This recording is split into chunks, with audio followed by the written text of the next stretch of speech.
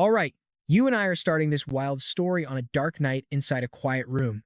Two old friends sit across from each other with hot tea, but the one wearing yellow suddenly sighs in deep regret. He waited decades for his long-lost companion to return, and now, feeling the bitter cold, he just wants to share this warm drink. As Ryan fills his dear friend's cup, we see memories of how young they were when they first met. The old man quietly looks at his guest, who stares back with a heavy scar across his face. As the tea slowly trickles into the cup, he realizes it has been 40 long years since they first crossed paths. Decades ago, this scarred warrior begged for the legendary regression technique to be used on him, desperate to throw his soul back into the past. No one had ever successfully sent someone back in time before. They locked eyes, knowing this secret technique was the ultimate treasure of the Jiao family, researched and protected for hundreds of years. The ritual was nearly impossible to pull off, and the warrior with tied-back hair should have failed. But with no other choices, he simply refused to give up. 5 legendary materials were required for the magic, and finding them all was deemed impossible.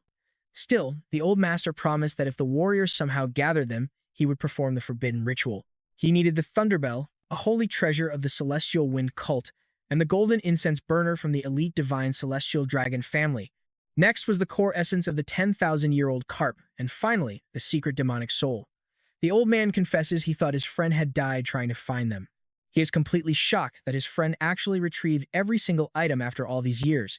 The scarred warrior smiles grimly, saying the technique better be worth it, because he almost killed him instead. The old master silently observes him. He remembers how young the boy was when he first left to hunt for those relics, and how drastically this harsh world has changed him into a beast. Finally, he asks the burning question, why go back to the past? Suddenly, the scarred warrior slams his teacup onto the wooden table with crushing force. With eyes burning with pure fury, he growls out one word: revenge. The terrified old man stares at him, asking why he needs to go back when he is already so strong, and who this grudge is even against. The long-haired warrior looks directly at him and reveals the target, old Muji. Hearing that name, the old master's eyes widen in absolute horror. That monster single-handedly slaughtered the 3 strongest leaders of the legendary Nurum Alliance, including the absolute celestial demon. Muji was truly the most terrifying, unstoppable force in history. Now pay attention. The old man warns him that even with a second chance, defeating Muji is impossible. But the warrior is dead, set on blood. He reveals a crushing secret. The celestial demon that Muji slaughtered was actually his own father. The old master gasps, completely frozen by this shocking revelation. Yet, he is not doing this to avenge his father or his treacherous brother, since death is common in their world. The gray-haired master asks, completely bewildered, why do this then? The reason is brutal. On that fateful day, Muji slaughtered innocent servants, cooks, and untrained children. He spared absolutely no one, not even the pets. It sounds unbelievable, but his companion is dead serious. In this current era, our main character is too weak to slay his foe, so he must regress, confront him face to face, and demand answers before taking his life. Once again, the old man is left utterly speechless. Moments later, the old master makes a strange request, asking if the traveler could do him a massive favor once he successfully returns to the past by tracking down his younger self. Confused, the warrior asks why, and the old man admits he wants to be stopped from getting married. A heavy silence falls over them before our main character suddenly bursts into loud laughter. The embarrassed master snaps that he is not joking, since his marriage ended up leaving him utterly alone for the rest of his life. The time traveler promises he will do it, eager to finally begin the regression. They both stand up, but our main character suddenly stumbles, admitting he lost an eye and an arm to secure the secret demonic soul. The Thunderbell suddenly glows with a brilliant, shimmering blue light. The old master steps forward with a wooden box, opening it to reveal a mysterious, hypnotic black orb. He performs a rapid hand sign before the ancient monument, which instantly surges with raw power. Everything is now aligned in perfect harmony. As his hands weave the signs, a blinding white light erupts in the chamber. A massive, swirling portal tears open right before them, leaving the old master staring in absolute awe. Maintaining the spell, he cheers in triumph. He boasts to his friend that he was right all along, proving that the gateway to the past could truly be opened. They lock eyes in silence, but our main character looks strangely quiet. He sighs softly, suddenly, appearing incredibly nervous and filled with deep regret. You and I both know something is wrong here. The old man looks at the portal, turns to his friend with a look of guilt, and says he is sorry as he walks toward the gateway. He shouts that he will find his younger self and warn him of the future.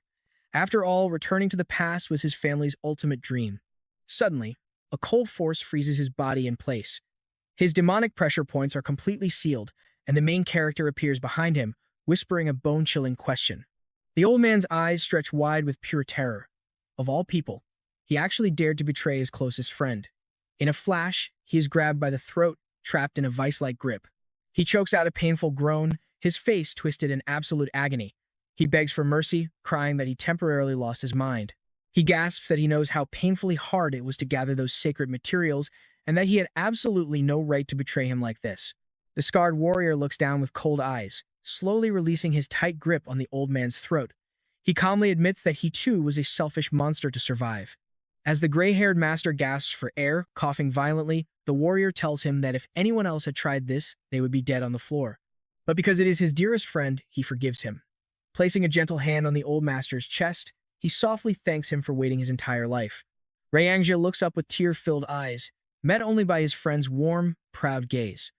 Overcome with deep regret, the old man breaks down crying, begging for forgiveness for his betrayal. As tears stream down the old man's face, the main character suddenly freezes.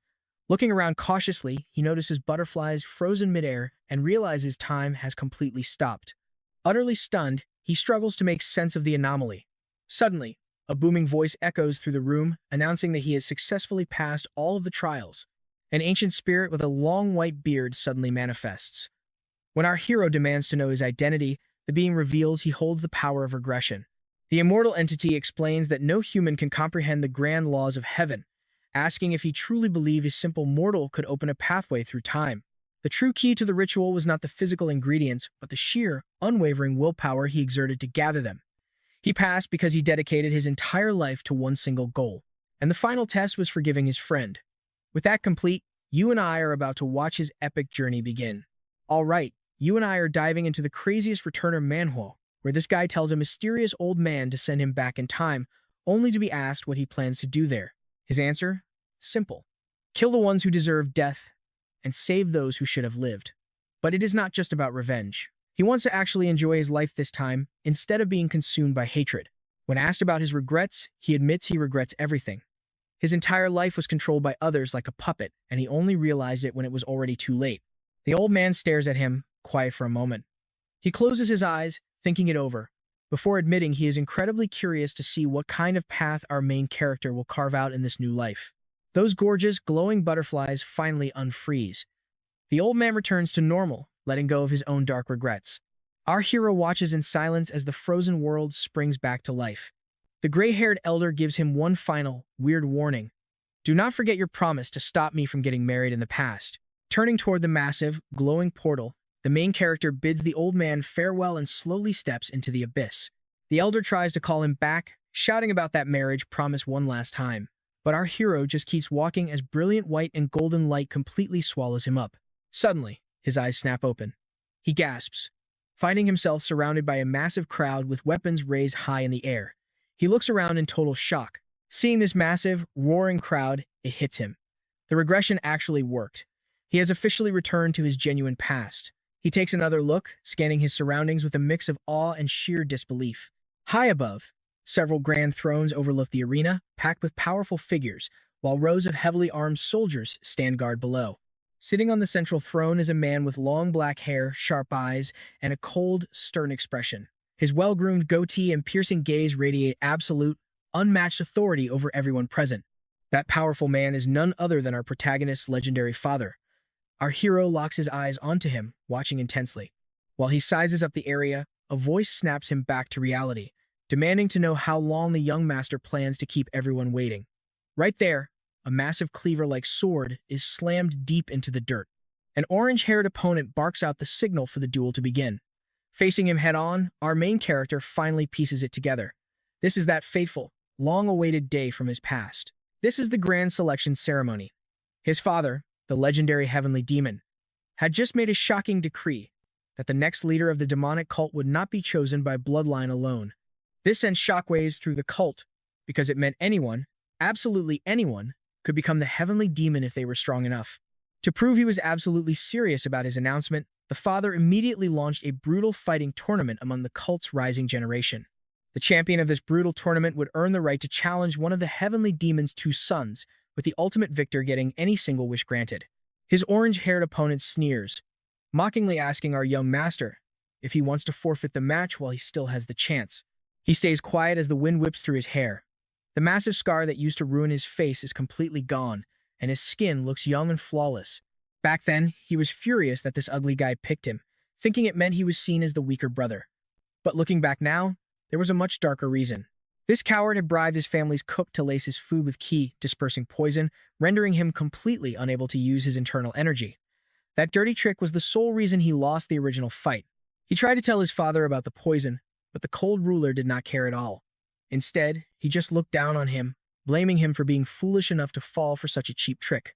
That single loss pushed our hero to the brink, starting a spiral of desperate mistakes that eventually ruined his chances in the Grand Succession War. It all started with this exact match. Now, pay attention here, because as his opponent gets closer and mocks his distraction, a deadly silence falls over the arena. Our main character calmly asks for his opponent's name. This bizarre, ugly guy is Gu Pyong-ho, one of the 7 elite disciples of Gu Chi, the legendary supreme demon of the bloodstained heavenly sword. He is the 5th disciple, and his smug face shows he is insanely confident in his ability to absolutely crush our hero. Back then, he was clueless, but now he knows the truth. His father already knew he was poisoned just by looking at him. The cold leader was simply watching to see if his son had what it took to survive this crisis. Armed with decades of combat knowledge, he could easily end this in one single blow. But showing his true power right now would ruin everything. So, he boldly announces to the entire arena that he will fight Pyong-ho without using a single drop of internal energy. The crowd gasps in absolute shock. Concern and disbelief wash over the crowd, while even his opponent is stunned by such sheer audacity. Still, the spectators start cheering, hyped for a wild show. Furious, his opponent curses him out and proudly declares that he won't use his internal energy either. The entire audience leans in, hanging on every word. You and I might think a martial arts battle with zero internal energy sounds super boring, but the crowd's murmurs quickly fade when the enemy yells another warning, reminding our hero that his blind blade will easily slice him to pieces. Our hero feels a bit awkward in this younger, weaker body, wondering if his reflexes will hold up. Shaking off the doubt, he coldly tells his foe to draw his sword. But Pyong-ho just laughs, bragging that he won't even need a weapon to crush a weakling like him. The crowd erupts in laughter, thinking our hero is just acting foolishly arrogant.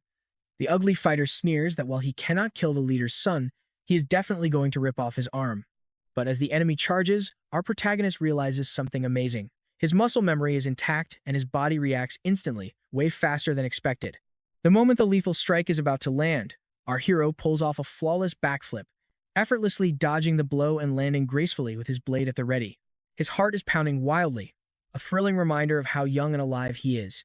Meanwhile, his opponent is absolutely livid that his perfect strike was dodged so easily. With eyes burning with decades of stored-up rage, our hero rushes forward. They clash in a chaotic frenzy, but our protagonist quickly slips inside his guard, burying a brutal elbow deep into his stomach.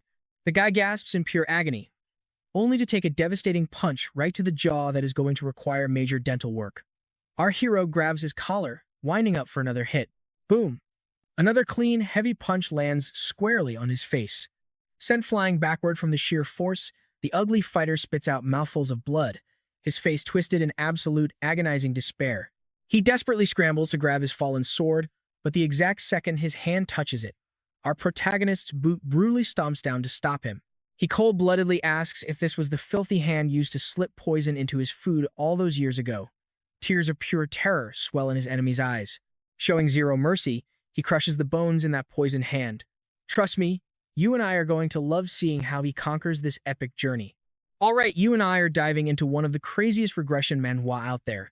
The crowd screams as this ugly fool is face down in the dirt, and our main character walks away, swearing that in this second life, absolutely nobody is going to control him ever again.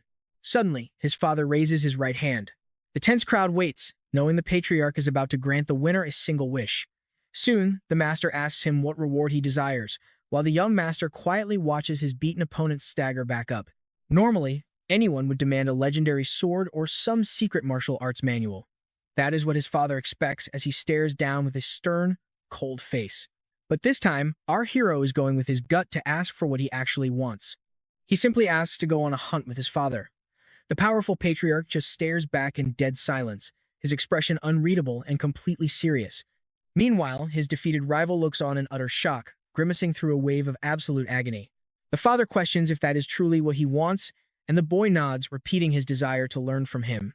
The stern, sharp-eyed patriarch locks eyes with him once more, before slowly preparing to stand up from his massive, majestic throne. Rising to his feet, he announces they leave for the hunt at dawn. Turning his back, he walks out of the hall as the surrounding elders bow respectfully to send him off. The young master watches his father leave, while his sore opponent calls him a complete idiot for wasting such a precious wish. But our main character just mocks him back, driving the ugly loser crazy. Now that he has got a second chance at life, the petty games these fools play mean absolutely nothing to him. Later that evening, inside a gorgeous crimson pavilion, our hero stares into a mirror. It is true. He really is young again, looking completely different from the war-torn warrior he used to be. He remembers his old face, covered in hideous scars and exhausted from endless battles. Now watch closely, because he is already plotting his move against his mortal enemy, Hornji. If he can assassinate him before he gains power, all his future problems are solved. But tracking down Muji is nearly impossible. Back then, he suddenly appeared in Jan, who as if falling from the sky. After completely destroying the Orthodox Mim alliances and the demonic cult, he vanished without leaving a single trace. Asking around for a monster like that would be incredibly dangerous and practically suicidal. Ultimately, his only goal is to grow stronger than Huji. As he stands lost in thought before a massive bookshelf, a sweet voice calls out, congratulating him on his incredible victory today. It is Leon, his adorable personal bodyguard. Looking at her now, our main character cannot help but think about her current size, remembering how she sacrificed everything for him. She is a master of the body petrification technique, a secret martial art that makes the user's skin practically indestructible.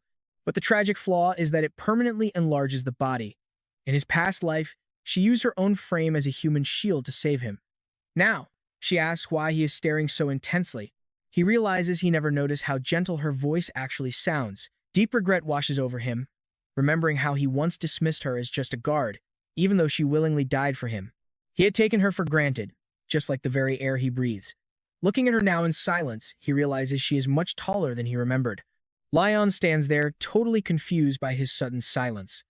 Back then, everyone predicted she would grow up to become the most breathtaking beauty in the entire land. But despite her flawless beauty, she gained immense weight due to her training, eventually becoming the young master's giant guardian. I know what you're thinking. It is incredibly tragic. He never realized she cried herself to sleep over her weight, or why her eyes were always puffy. Imagine giving up your beauty just to become a shield. He guiltily recalls how he treated her colder and colder as her body grew larger.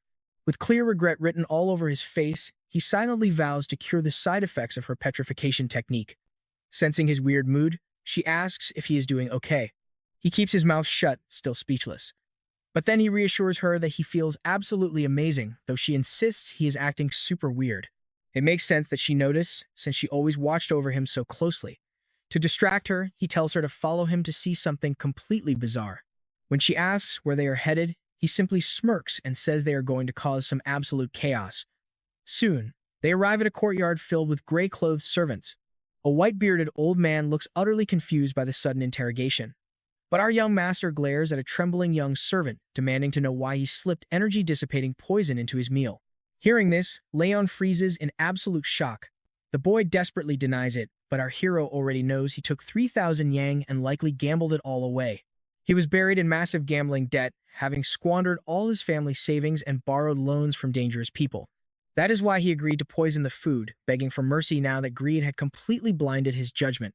Our hero asks if Gupko was the one who paid him, and the boy quickly nods, confirming the ugly bastard did it himself. Suddenly, a blinding sword strikes silences the kid forever. The bystanders scream in horror at the sudden execution, but our main character feels zero remorse for ending a treacherous, spineless rat. The bearded head cook begs for mercy, claiming he will take full responsibility. Our hero points out the actual culprit is already dead, but the old man insists the entire kitchen falls on him. Staring down the gray-bearded old man, he asks Cook Lim if every injustice in the cult is his father's fault, too. The terrified cook stammers, saying that is not what he meant at all. Once again, the young master asks why he is taking the blame so eagerly.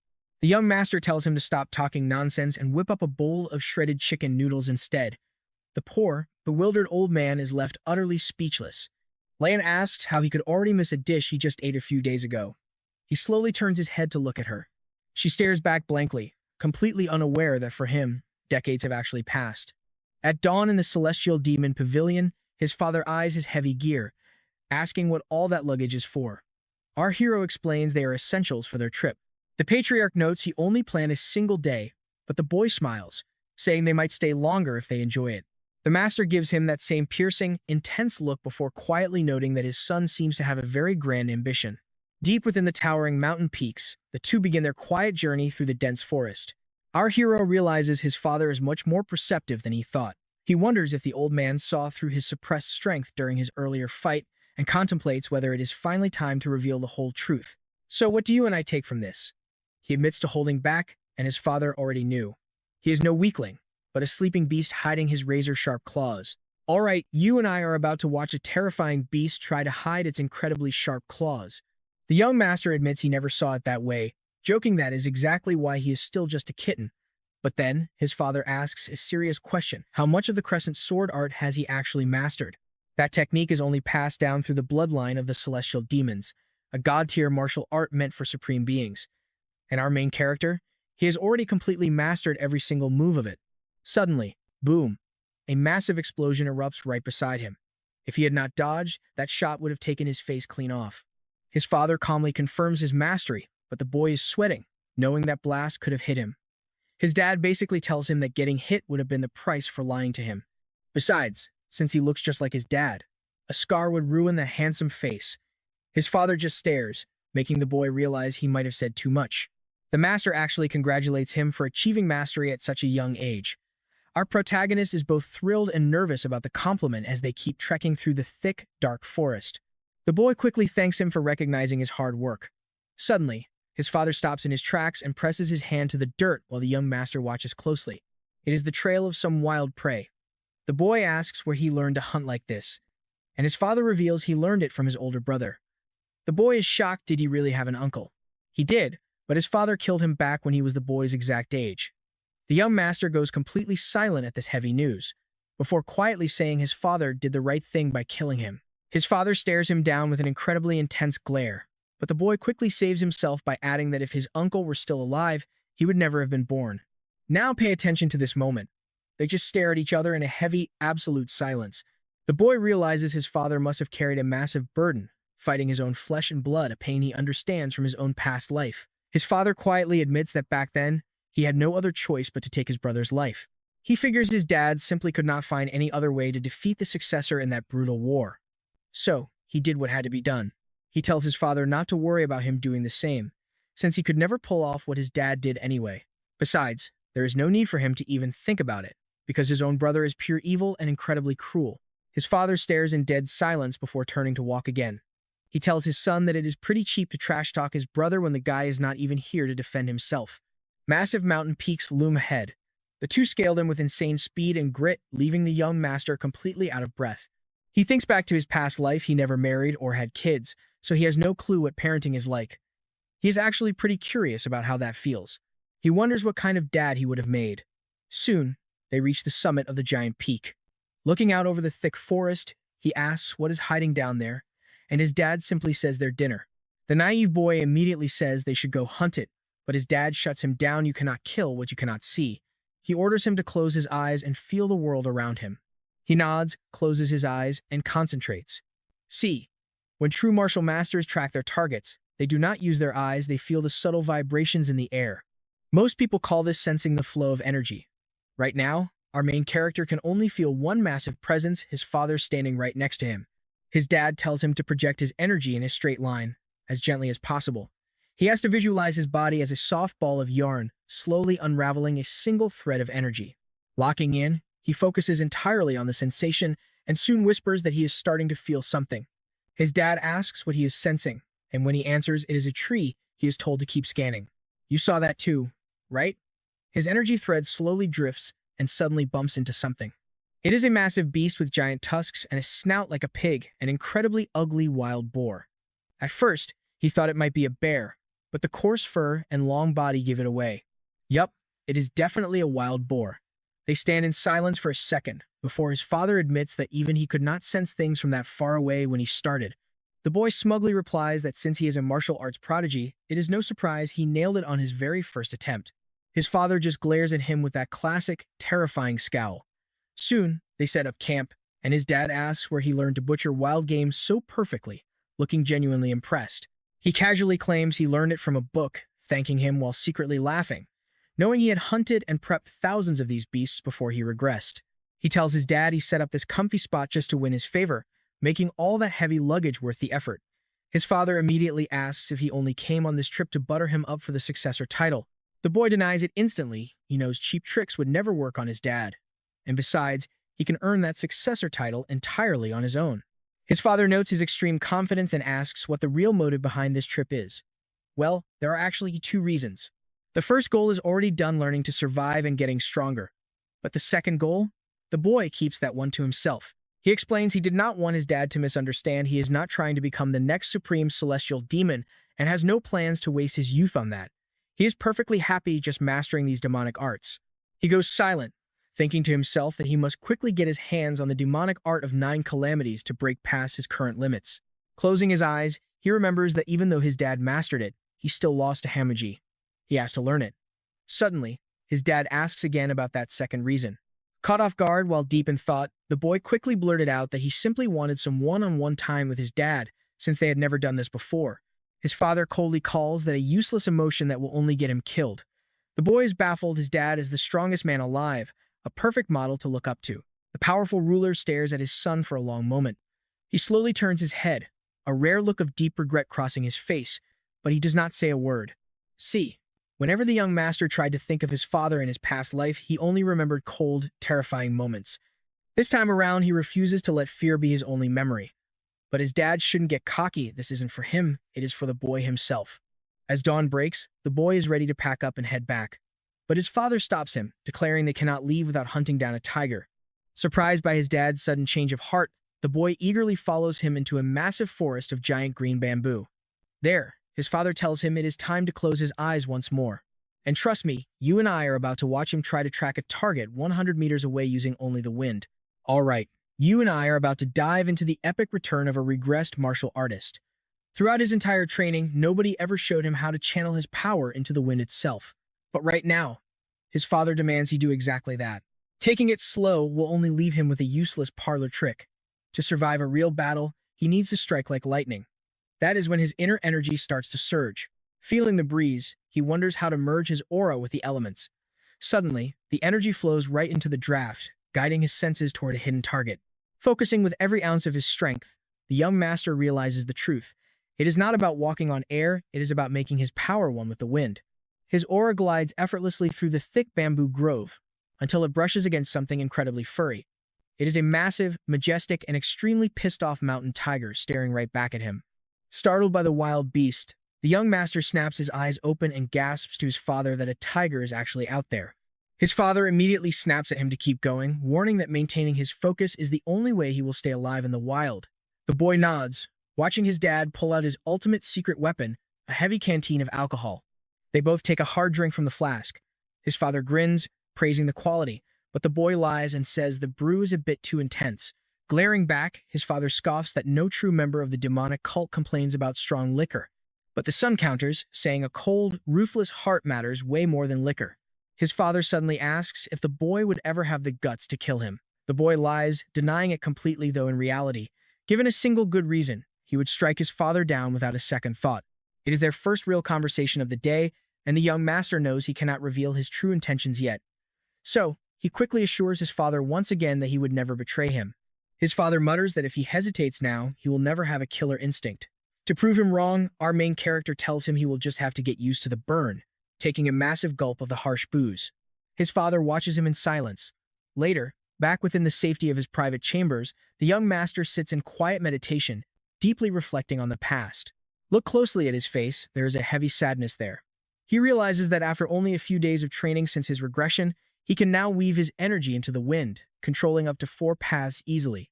He never expected his father to share such techniques. This knowledge is basically a cheat code, giving him a massive advantage by letting him detect hidden enemies before they even move. If he keeps practicing and manages to control over 10 energy lines at once, he will easily shut down any stealth assassin in the world. But here is the major catch. Even his powerful father lost the protector Huji when the sacred heavenly demon pavilion was breached. That entire fortress was supposed to be completely impenetrable, guarded by 3 massive barrier arrays, 6 trap fields, and elite forces. On top of that, 8 supreme demon lords and their entire armies stood guard to protect the cult leader. To the north stood the lethal Northern Heaven Sword clan, led by the master of the Single Strike. Guarding the south were the elite killers of the Southern Heaven Blade faction, commanded by the ruthless Blood Sword demon. The eastern border was held by the terrifying Iron Fists, led by the undefeated Fist demon, while the west was guarded by dark sorcerers under the control of the soul-stealing demon lord. Toward the northeast lurked the eerie, faceless assassins who worshipped the grinning demon, while the southeast was held by the unpredictable drunken swordsmen permanently intoxicated under their legendary drunken master. Over in the southwest stood the deadly Poison Fangs, brewing lethal toxins alongside the infamous Poison King. And finally, the northwest had the lunatic monks of the Demon Buddha. Now, you might think the enemies invaded from the outside, right? Well, think again, because those massive outer defenses were never actually breached. He is absolutely sure that one of those 8 supreme lords personally guided the assassin right to Hyuji's secret hideout. There could have been multiple turncoats who got away with it, but honestly, it does not matter. He considers every single one of those 8 lords a traitor, especially since not a single one tried to avenge his father. Instead, they chose to disband the entire cult. Since that betrayal lies in the future, he already knows their habits, their dirty secrets, and exactly how each of them will die. Pacing across the room with a tight grip on his blade, the young master makes a vow. This time around, he is going to manipulate and exploit all 8 of those bastards to the absolute limit. Heading for the door, he hears a loud, obnoxious voice demanding his whereabouts from his loyal guardian. The intruder yells that he is sick of waiting and orders Lee to drag the boy out. Lee is visibly furious, but before she can react, the young master steps out. He asks why she is dealing with this trash, completely catching her off guard since he had warned her to stay safe while he trained. The loudmouth visitor sneers, thrilled to finally see the second young master. This arrogant punk is Yang Po, a personal disciple of the Blood Sword demon, and he mockingly asks why the kid has been training so hard. The only reason he dares to act this disrespectful is because of the cult leader. Ever since the leader declared that anyone could become the next successor, being the direct heir lost its sacred status, fueling the greed of ambitious fools. When the young master asks what he wants, Yang Po reveals his friend Pyong is crippled from their last fight. The tension skyrockets as insults fly back and forth. Fed up with the young master's smug remarks, the thug furiously demands that he go crawl and apologize for ruining his friend's life. The young master sees right through the act. He knows the Blood Sword demon has not picked his top disciple yet, so these desperate lackeys are just trying to score some easy points. Yang Po wants a forced apology just to brag about humiliating the Lord's son, but our main character quickly shuts him down, mocking him by saying his master would never choose a pathetic clown like him. Losing his mind with rage, Yang Po yells that he is only doing this to defend his crippled ally. But the young master has heard enough, coldly demanding that the punk apologize right this second. The bully is completely baffled by this demand, failing to grasp that the young master is furious solely because his loyal maid was insulted. He just does not get it. Lee softly insists she is fine, but the second young master is not backing down. She stands there, absolutely speechless that her master is going to war just to protect her honor. Our hero commands the arrogant punk to drop to his knees and beg the girl for forgiveness. Yang Po insults her once more, spitting that he would rather die right here than kneel before a pathetic maid. That is exactly the excuse the young master was waiting for, and he is more than happy to grant that death wish. In one smooth motion, he unsheathes a massive, razor-sharp blade. The bully completely freezes in terror, while Lee watches the scene unfold with pure dread. Yang Po screams that the prince is a complete lunatic, but the young master calmly offers him 2 simple choices, kneel or die. He taunts the punk, asking how disappointed his master will be when he finds out his disciple ran away. Yang Po desperately asks why he is taking things this far, but our hero replies that while he respects a blood feud, he will never, under any circumstances, allow anyone to spit on his people. Lee looks at him, her eyes wide with shock and deep emotion. Yang Po laughs, calling her a fat pig once more, but the young master's grip on his sword only tightens because she is incredibly precious to him. As the bully draws his own massive weapon, his friends plead with him to stop. Even Lee begs them to stand down, but trust me, you and I both know there is no stopping this fight. All right, you and I are about to watch the son of the celestial demon deal with a cocky challenger. Yang Po only wants one arm, but our young master just listens, totally unbothered. The crowd is absolutely terrified. Yang Po draws his massive, sharp blade and charges with pure murder in his eyes. But out of nowhere, the protagonist shuts him down instantly with one precise strike right to the face. His allies are completely frozen in shock, and Lee can barely believe her eyes. Honestly, Yangpo dug his own grave with that big mouth of his. He insulted Li, refused to apologize, and now he is paying the price. Our hero pulls his sword out of Yangpo's mouth, and the corpse collapses to the dirt. The second young master looks down, his face showing absolute confidence in his victory. Yangpo's crew rushes over to his body in a panic. They glare at the protagonist, demanding to know if he can handle the brutal consequences of what he just did. Here's the part you and I need to watch closely. He tells them their mouths are just as bad as their dead friends, warning them to repeat his words exactly or face absolute slaughter. Terrified, they scramble away, dragging their dead friend's body with them. Once they are gone, Lee turns to him, asking why he went so far. She points out that nobody would ever do this for her. He knows Leon has been hurt a lot, yet she still worries about him. He bluntly tells her he did not do it for her sake, he only killed a guy who deserved to die. But she warns him that the swordsman of heaven's blood will definitely seek revenge. He looks at her quietly. It makes sense that Lee is terrified right now. After all, the 8 masters hold an insane amount of power in this world. These masters have strength and armies that even the celestial demon has to respect, and the swordsman of heaven's blood is at the top. Yet, our protagonist just beat up one of his disciples and slaughtered the other. The young master scoffs, saying that the legendary swordsman has nothing to gain here, since it was his own fault for not teaching his disciples any manners. But she insists his pride will be wounded. He just chuckles, saying the old swordsman is not that petty. Gently, he places his hand on Lee's shoulder, telling her she does not need to try so hard to protect him. She stares at him with wide, shocked eyes.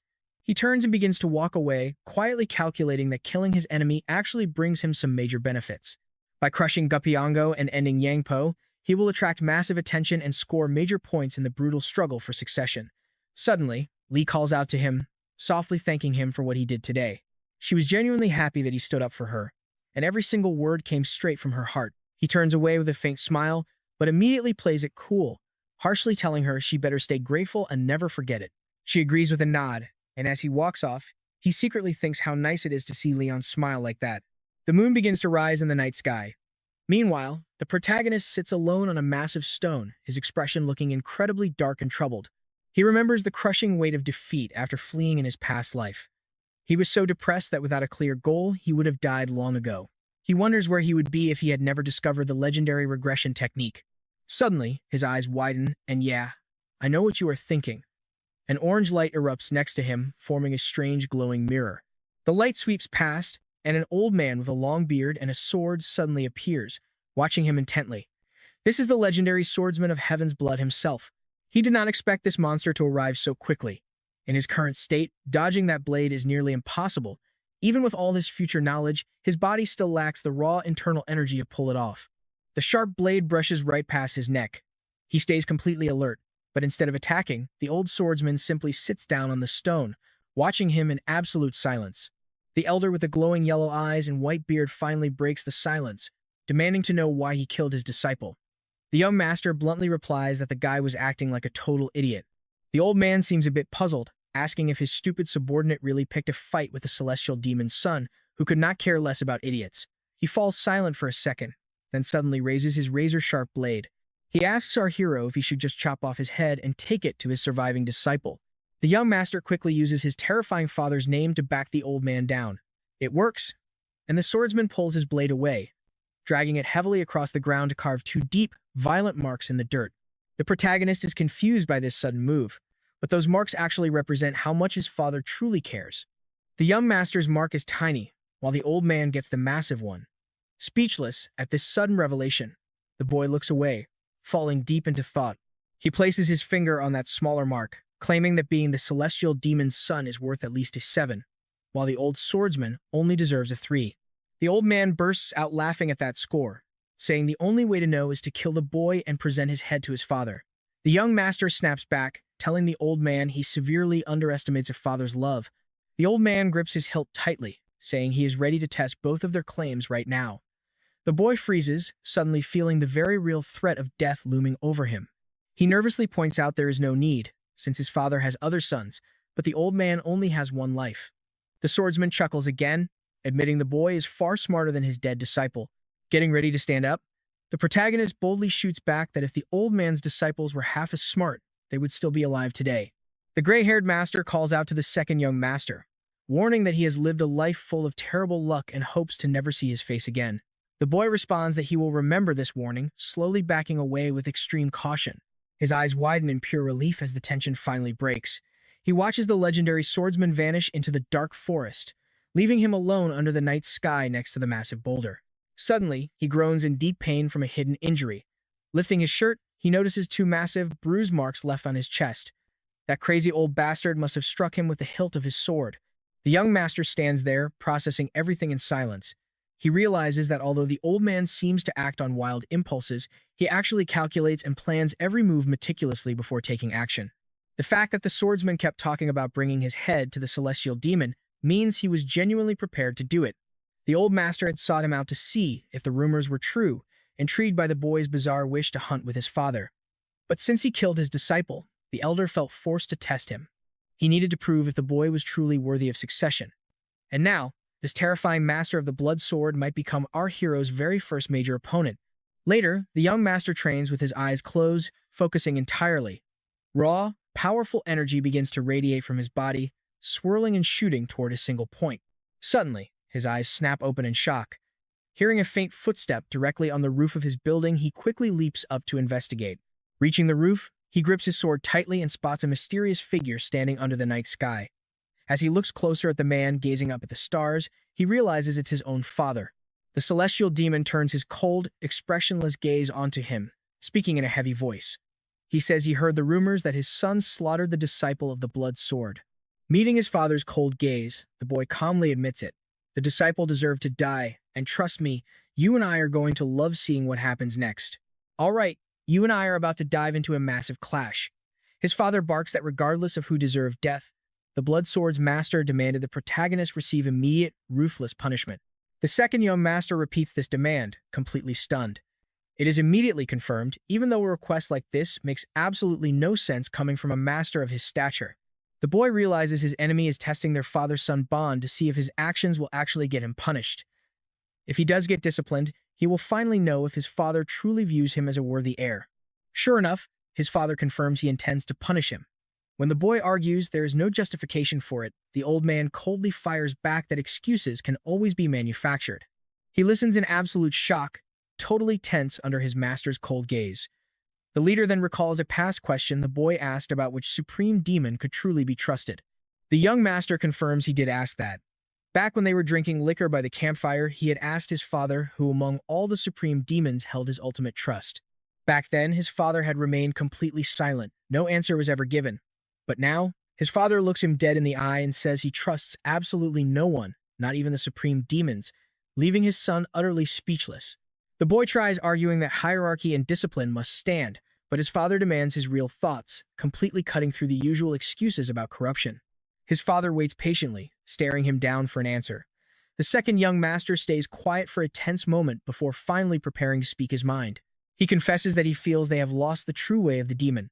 His father listens, deeply concerned and tense, repeating the question to make sure he heard his son correctly.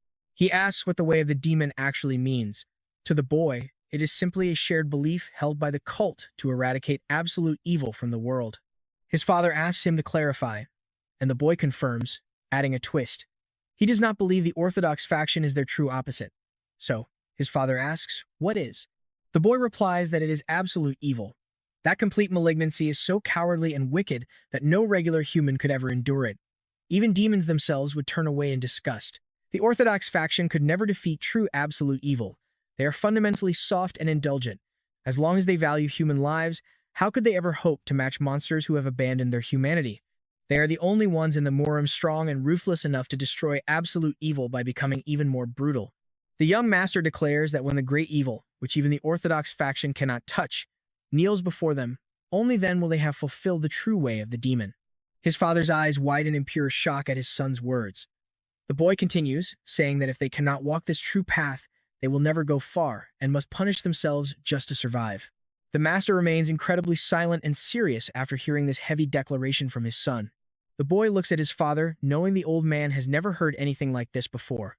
This was not something he learned inside the cult, but a harsh truth he felt while wandering the Central Plains. His father asks if he has any more of these arrogant thoughts. The boy looks down, saddened, and says he has spoken enough. As the boy frowns, his father admits he finally understands why the blood sword master wanted him punished. That old fox saw something special in the boy and wanted to use the father to test him. The young master suggests the old man saw a potential successor to the throne in him. But his father snaps back, saying the boy only has the potential to throw the entire cult into complete chaos. The boy quickly replies that the old man simply recognizes greatness. His father stays silent for a few seconds before demanding his son follow him immediately. The boy asks where they could possibly be going so late. They head straight to the lesser celestial cave, arriving at a massive gate carved into a colossal stone cliff. The young master instantly realizes this is the trial ground where potential heirs are tested and trained before they can ever hope to claim real power. Now, watch closely. This is where the stakes get deadlier. Breaking in is easy, but failure means eternity inside. With only a 50% survival rate, even his ambitious brother never dared step foot here. But to become the true celestial demon, he must conquer this place at least once. His father commands him to enter, noting that he had entered at the exact same age. The boy asks how long it took his father to escape, and the answer is exactly 2 months. The young master is completely shocked.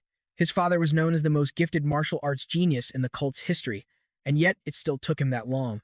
His father quickly adds that he was the only one to escape in 2 months, while others averaged 3 years. As his punishment, the boy must enter completely unprotected. A heavy silence falls between them.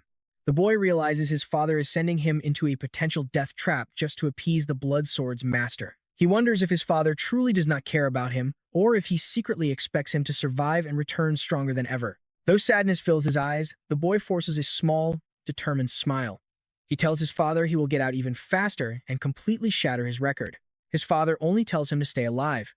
The protagonist slowly steps into the darkness, walking deeper into the cave as eerie blue lights illuminate his path. He contemplates how terrifying this trial must be for so many to perish here. Standing before an immense door, he advances slowly, keeping his guard completely up. You and I can feel the tension here. Suddenly, 5 strict rules flash before him. He reads the rules carefully.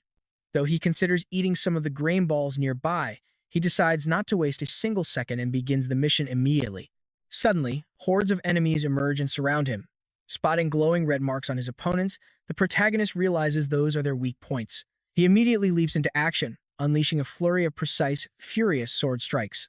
With intense focus and burning rage in his eyes, he pours his entire will to survive into delivering countless precise blows against the wooden mannequins. Debris flies with every strike. These training dummies were far tougher than he had expected. Looking around, he realizes he cannot let the targets retreat underground or they will escape. He charges at the fleeing enemies, dodging debris before launching high into the air to deliver a massive blow, slicing a mannequin to pieces. Moving with absolute calm and focus, he scans the battlefield and spots the very last enemy. He rushes toward the mannequin, which is already sinking deep into the ground. With only its head remaining, the protagonist quickly strikes to destroy his final target.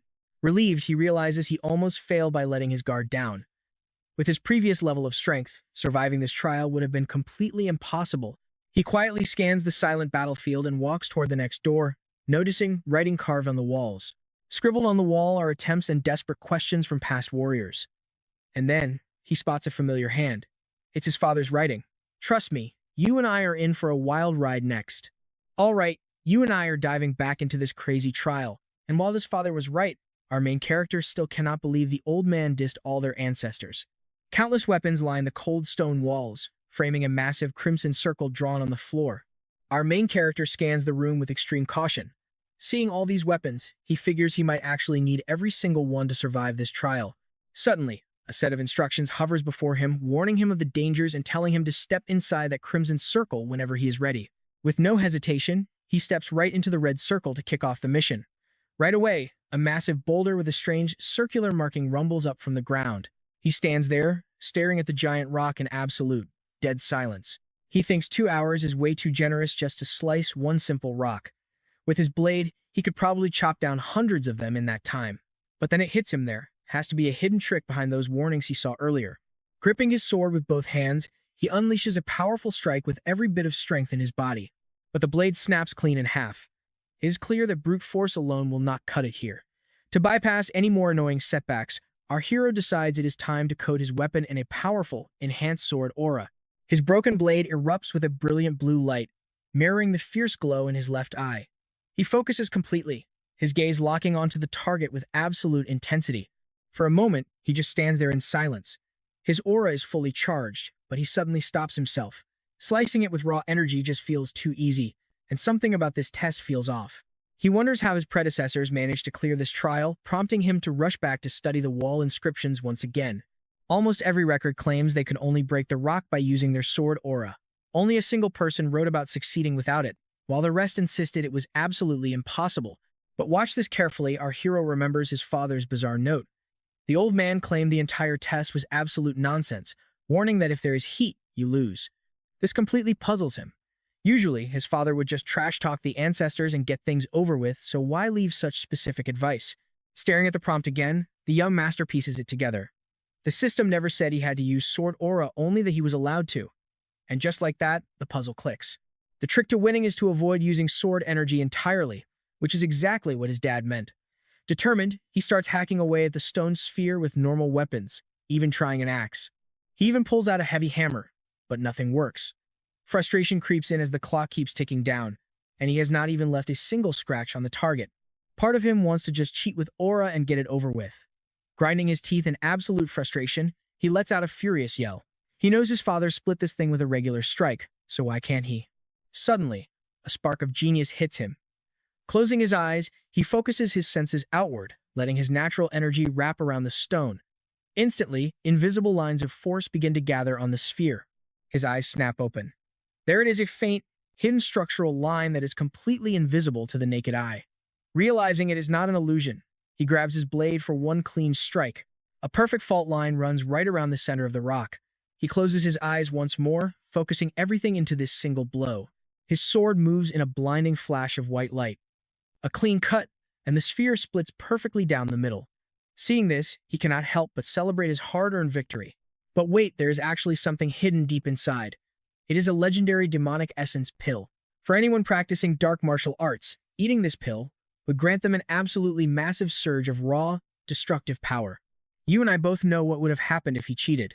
The high heat of his sword aura would have detonated the delicate pill instantly.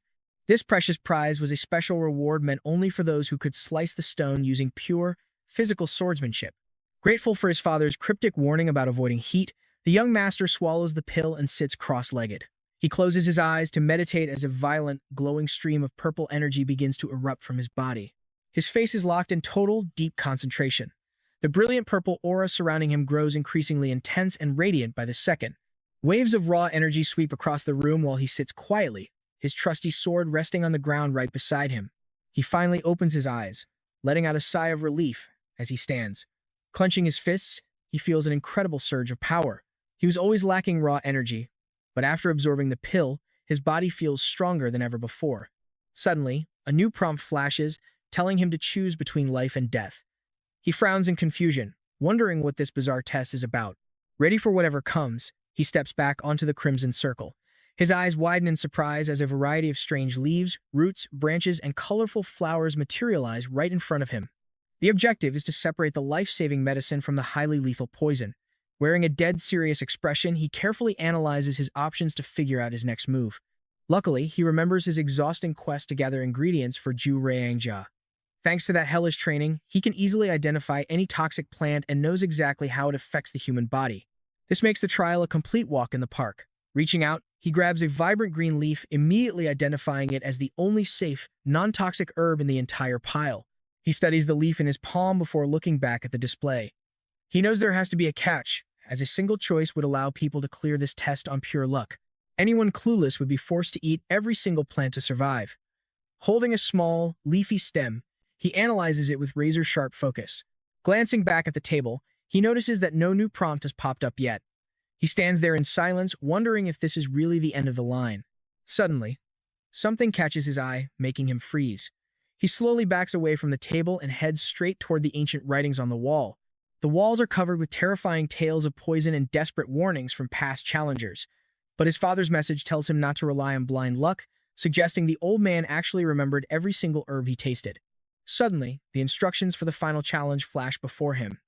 The young master must survive a deadly illusion array called the Trap of Life and Death, where a single mistake means instant doom. The wall inscriptions describe this final trial with absolute horror, warning of its sheer difficulty. Yet, his father's note simply tells him not to rest, which leaves our hero incredibly confused. Griping his sword tightly, the young master realizes that while his dad left some tips for this test, it feels more like life advice on how he should survive in this brutal world. A strange sound makes him snap to attention. In the blink of an eye, the stone room vanishes, leaving him standing in the middle of a vast, barren desert. The blazing heat, shifting sands, and howling wind feel incredibly real. He is genuinely blown away, never expecting this illusion array to create a world that feels so completely authentic. A creepy noise echoes nearby. He spins around to find a horde of zombie-like ghouls closing in, and trust me, you and I are about to see a real bloodbath. All right, you and I are diving into a moment where an illusion feels too real. Our main character senses pure bloodlust, but the second young master realized this danger was actually his ultimate shortcut. He instantly unsheathed his massive blade, confronting the grotesque and horrifying zombies head-on. Seeing him raise a weapon, the undead beasts instantly flew into a blind, vicious rage. They sprinted forward with zero mercy, completely intent on tearing him apart. Facing a massive horde all by himself, the second young master stared wide-eyed as despair began to set in. Dodging a lethal strike, he slipped past the zombie and landed a devastating counterblow right to its hideous face. Yet, a relentless wave of monsters still stood in his way, making a solo victory look completely impossible. Despite the overwhelming odds stacked against him, our main character refused to back down. Realizing these were not humans, he knew he could unleash his full power without holding back. Fueled by the demonic essence pill, he channeled his energy effortlessly, brushing aside any fatigue. An array of rusted blades and sharp weapons pointed directly at his chest, ready to tear him to shreds. Surrounded on all sides, any mistake meant taking a lethal, flesh-tearing blow.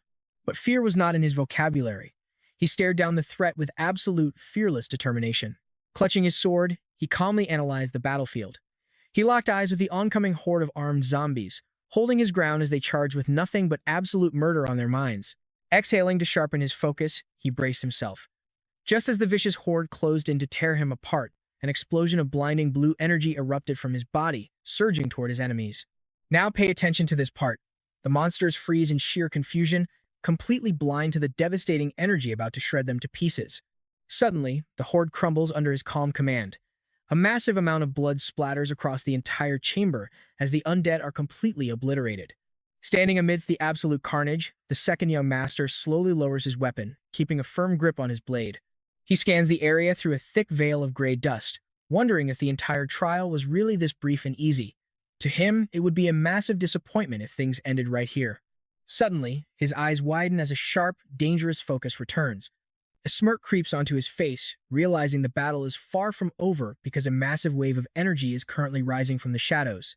Mujuk unleashes another devastating swing of his katana. Faced with an entire army, the young warrior channels everything into cutting them down, determined to survive this brutal test. But concern creeps in as his opponents get noticeably stronger. Finally, the warning to never rest makes perfect sense. Even though his body is screaming in exhaustion, he has no choice. Imbued with a brilliant blue aura, his sword slices clean through an armored knight. This is the very first fight since his regression that actually feels real. Pushing through this life-or-death struggle proves he has truly mastered the skills of his past life. Our hero keeps fighting with everything he has, adapting his past experiences to his new vessel. With rage fueling his strikes, he charges the undead knights, screaming for them to bring it on. Following a literal slaughterhouse of shattered bones, our boy rests his blade on the ground, panting heavily from the absolute exhaustion. Drenched in sweat and wondering if the trial has truly ended, he steps back into the main chamber, greeted by a congratulatory message flashing on the panel. Let that sink in for a second. He cleared the trials in one single day, while his legendary father took an entire month. No wonder he is grinning. While his ego is riding high, he knows this news would cause absolute chaos if it leaked. Plus, people would probably accuse him of cheating instead of praising him. To avoid any unnecessary drama, he decides to keep a low profile and use his remaining free time to silently train his skills. Exactly 100 days later, he leaps toward the sacred pagoda. Upon his return, his father greets him with a look of pure disdain, mocking how long he took. Swallowing his pride, Mujuk plays along and lies, claiming it was incredibly difficult to even match his father's legendary record. Wujun asks if he successfully sliced through the iron ball, and the boy nods, mentioning he did not even rest during the final trials. His father clenches his jaw, but his harsh expression quickly melts into a proud grin. Seeing him smile is incredibly rare, leaving Mu utterly shocked. Yet, when he looks back up, the old man is dead serious again, leaving him wondering if his eyes were just playing tricks on him. Woojun admits that his son has far more talent than he originally expected.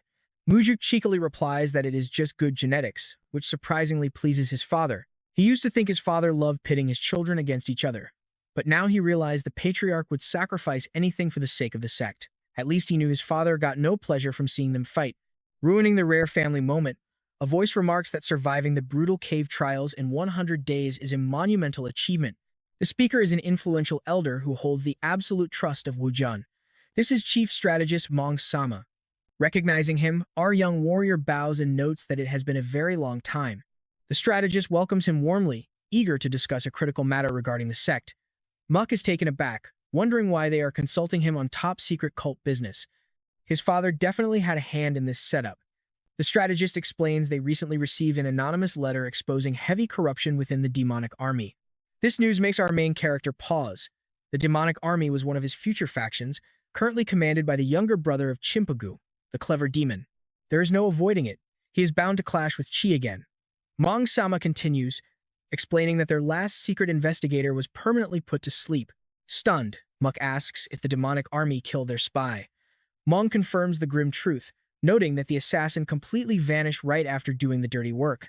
Hearing this makes the young man incredibly suspicious of the old man's true motives. Breaking the heavy silence, the strategist finally drops his real request. He wants Muck to act as the new investigator and clean up the mess. It is an extremely dangerous assignment, as anyone involved in the scandal faces immediate execution. Meaning, the guilty parties will do absolutely anything to stay hidden, even if it means killing the Supreme Leader's son. Muck smirks, noting they are basically throwing him straight into the lion's den. The strategist casually admits it could very well get him killed. Looking closely at his silent father, Muck realizes this is just another brutal, calculated test. Woojun brings up his son's past words, recalling how he believed everyone must police themselves to walk the path of righteousness. But the young man retorts that those rules only apply once he claims the throne of the celestial demon. Testing him, his father asks if he is simply too scared to back up his words. Feeling challenged, our hero seals the deal. Trust me, you and I are going to want to see how he survives. All right, you and I are about to jump into one of the wildest standoffs where our main character must face his cold-hearted father and finally prove his ultimate worth. The old ally begs for one final drink together before the mission, knowing it might be their last, but he is left utterly disappointed when the man simply turns and walks away. He tries to crack a joke, claiming his father is just acting tough but actually has a soft heart, though the old man clearly does not agree with that at all. Once outside, our hero meets Darien, a special investigator from the Nirvana squad who looks incredibly depressed and completely exhausted with life. Our hero gets instantly annoyed, demanding to know why this guy is here when he specifically requested the prettiest woman around. His guide sarcastically jokes that the guy must be the prettiest option available, which only irritates our fighter more. But he decides to ignore it and demands they head out immediately, startling the rookie. The shocked investigator asks if they are really leaving this very second, and Mujuk just nods, completely draining whatever energy the poor rookie had left. During their walk, our hero asks about the demon army commander, and his companion explains it is Kaname-gu, younger brother of Chai-gu. He has led them for 8 winters now, taking on suicide missions until his squad became a legendary elite force. Our hero remarks that the commander must be doing a great job, and the guide agrees. But as they climb the stairs, Mujuk suddenly stops and turns around, making the rookie freeze in confusion. While the young master is not deeply invested, he points out that his partner seems totally dead inside, though the exhausted man quickly denies it. Even so, our protagonist cannot find a single spark of hope in the guy's eyes, who quietly mutters that even if they find the truth, absolutely nothing will change. Our hero stares, wondering if the rookie means the entire sect is corrupt beyond saving. Walking onward, he thoughtfully asks if the young man is at least afraid, and gets a surprising answer. A flat no. Intrigued, our main character pushes further, wondering how he can be so calm when the last investigator was brutally murdered. Now pay attention to this chilling reveal, because the rookie admits his murdered predecessor was actually his own mentor, leaving our hero completely shocked. Suddenly, it makes perfect sense why this guy looks like he is on the absolute verge of a breakdown, carrying the heavy burden of his master's tragic fate. The duo finally reaches the palace of the demonic dragon, immediately blocked by 2 guards demanding their business. Darien boldly steps up, announcing they are here to see the commander, which actually surprises our protagonist. The massive guards are not impressed, scoffing that they look like nobodies and cannot take a single step forward without permission. The investigator quickly pulls out the official written order, forcing the guards to believe his words. though they still stubbornly insist on getting clearance from their supervisor first. But our rookie is not having it. When the brutes block him again, he stands tall and asks if they are truly daring enough to obstruct a special Imperial investigator. A bald guard snaps, saying he does not care about titles and that everyone follows their rules here. Darien is deeply insulted, while the other guard mocks him, saying his fancy title is just empty noise. Sensing the growing tension, Mujuk finally steps in, asking the guards if they recognize his face, and to his luck, they slowly nod. Yet, they still treat him with complete disrespect. Fed up with the talking, he delivers a swift kick to their groins, sending both guards crashing down in pure agony. The rookie freezes in shock until our hero snaps him out of it, asking if he is going to lead the way or just stand there staring at the groaning guards. Moving forward, they are blocked by an even bigger group of giant warriors. Already stressed, the investigator screams at them for blocking a sanctioned Imperial officer, threatening to throw them all in prison. The thugs just laugh at his empty threats. Suddenly, a massive, towering figure shouts from the back, demanding to know who is causing a scene in his territory. But the brave rookie holds his ground, demanding the giant reveal his name and rank immediately. The sinister bald man steps up, introducing himself as Dango, captain of the 1st Division. The rookie instantly recognizes him as a notorious brute known for committing horrific acts within the sect. You and I both know this brave rookie is completely in over his head, yet he still puffs his chest out, demanding these terrifying soldiers respect his authority. The massive captain asks what he plans to do about it, and the rookie warns they will all be arrested for blocking an official inquiry. Amused, the captain mocks the threat, asking if he is seriously being threatened with arrest, prompting the entire squad of guards to burst out laughing. Our hero watches the exchange in silence as the captain sarcastically claims he is shaking in fear, daring the rookie to make a move. With his partner speechless, our protagonist steps up to greet the captain, acting like they are old friends from a past banquet. He grabs his hand, leaving the massive warrior utterly confused as he tries to remember him. Suddenly, our hero crushes the giant's hand in a vice grip, casually explaining he is in a massive hurry to see the commander. He politely asks them to step aside, warning the brute that if he refuses, he will never be able to hold a sword again. The captain tries to play it cool, scoffing that fancy titles cannot stop a blade to the chest, but our hero just smiles, asking how he expects to hold any weapon once his hand is shattered. The brute dares him to try, boasting he wants to see what hits the floor first, his weapon or the boy's own guts. Our hero sarcastically thanks the captain for cooperating, promising to buy him a drink later. As they walk off, the baffled rookie asks if he actually knew the terrifying captain, but he casually admits they just met. The rookie is stunned, but our hero casually explains he broke the guy's bones during the handshake, meaning he will be eating with his left hand now. The officer is speechless, but before he can ask more, our protagonist tells him to keep moving as they head up toward the 7th floor office. Naturally, more guards block their path, demanding an appointment. Utterly exhausted by the endless repetition, our hero sighs and asks if they ever get tired of saying the same lines. Losing his patience, he orders them to move aside for their official investigation, but the stubborn guards refuse to budge. He flashes the official scroll, coldly stating that defying this document means directly disrespecting the absolute leader of the cult, his own father. The guards begin to tremble in fear, as he explains that stopping them proves they disrespect the supreme leader. Fortunately, a powerful voice from inside the room suddenly commands them to let the young master enter. A powerful older man greets them warmly, joking that his guards simply take their jobs too seriously, dismissing their rude behavior as mere ignorance. This is the legendary Commander Gu, whose terrifying aura is so suffocating that, trust me, you and I are going to want to see what happens next. Alright, you and I are diving into a wild story where our main character basically tells these aggressive guards they have way too much free time and should go read a book. Chunya counters with some old saying about hard times making men brave. But Mujuk stands firm, arguing that logic is outdated, and today, the truly clever ones are those who execute the best practical strategies. The old man nods, admitting he is falling behind the times. Mujuk is actually surprised by how peacefully the old commander is behaving. With the petty insults out of the way, the commander asks why he was made the investigator. Mujuk simply replies that his father wanted to punish him, which completely catches the old man off guard. Seeing his stunned expression, the boy explains he made a minor mistake during a hunt, making Chunyang smile in disbelief. That reaction prompts him to ask if the commander was trying to guess why his father sent him. He quickly shifts focus, asking why the Nirvana Pavilion even launched this investigation in the first place, hinting at a second anonymous letter. Our hero tries to keep the secret safe, but Daryong blabs first and confirms it. Realizing his massive slip-up, Daryong mentally curses himself for admitting the truth. The commander sighs, muttering that managing an army full of criminals and thugs is exhausting and always gives him a massive headache. Mujiuk declares they want to wrap up this investigation quickly and hopes the old man will cooperate, even if it gets inconvenient. Offended, the commander asks what he means by inconvenient. Getting straight to the point, our protagonist says everyone already knows the clever demon, the old man's brother, is hiding his older sibling. The commander nods but claims they are independent people, adding he always saw Mujiuk as Wujin's rightful heir.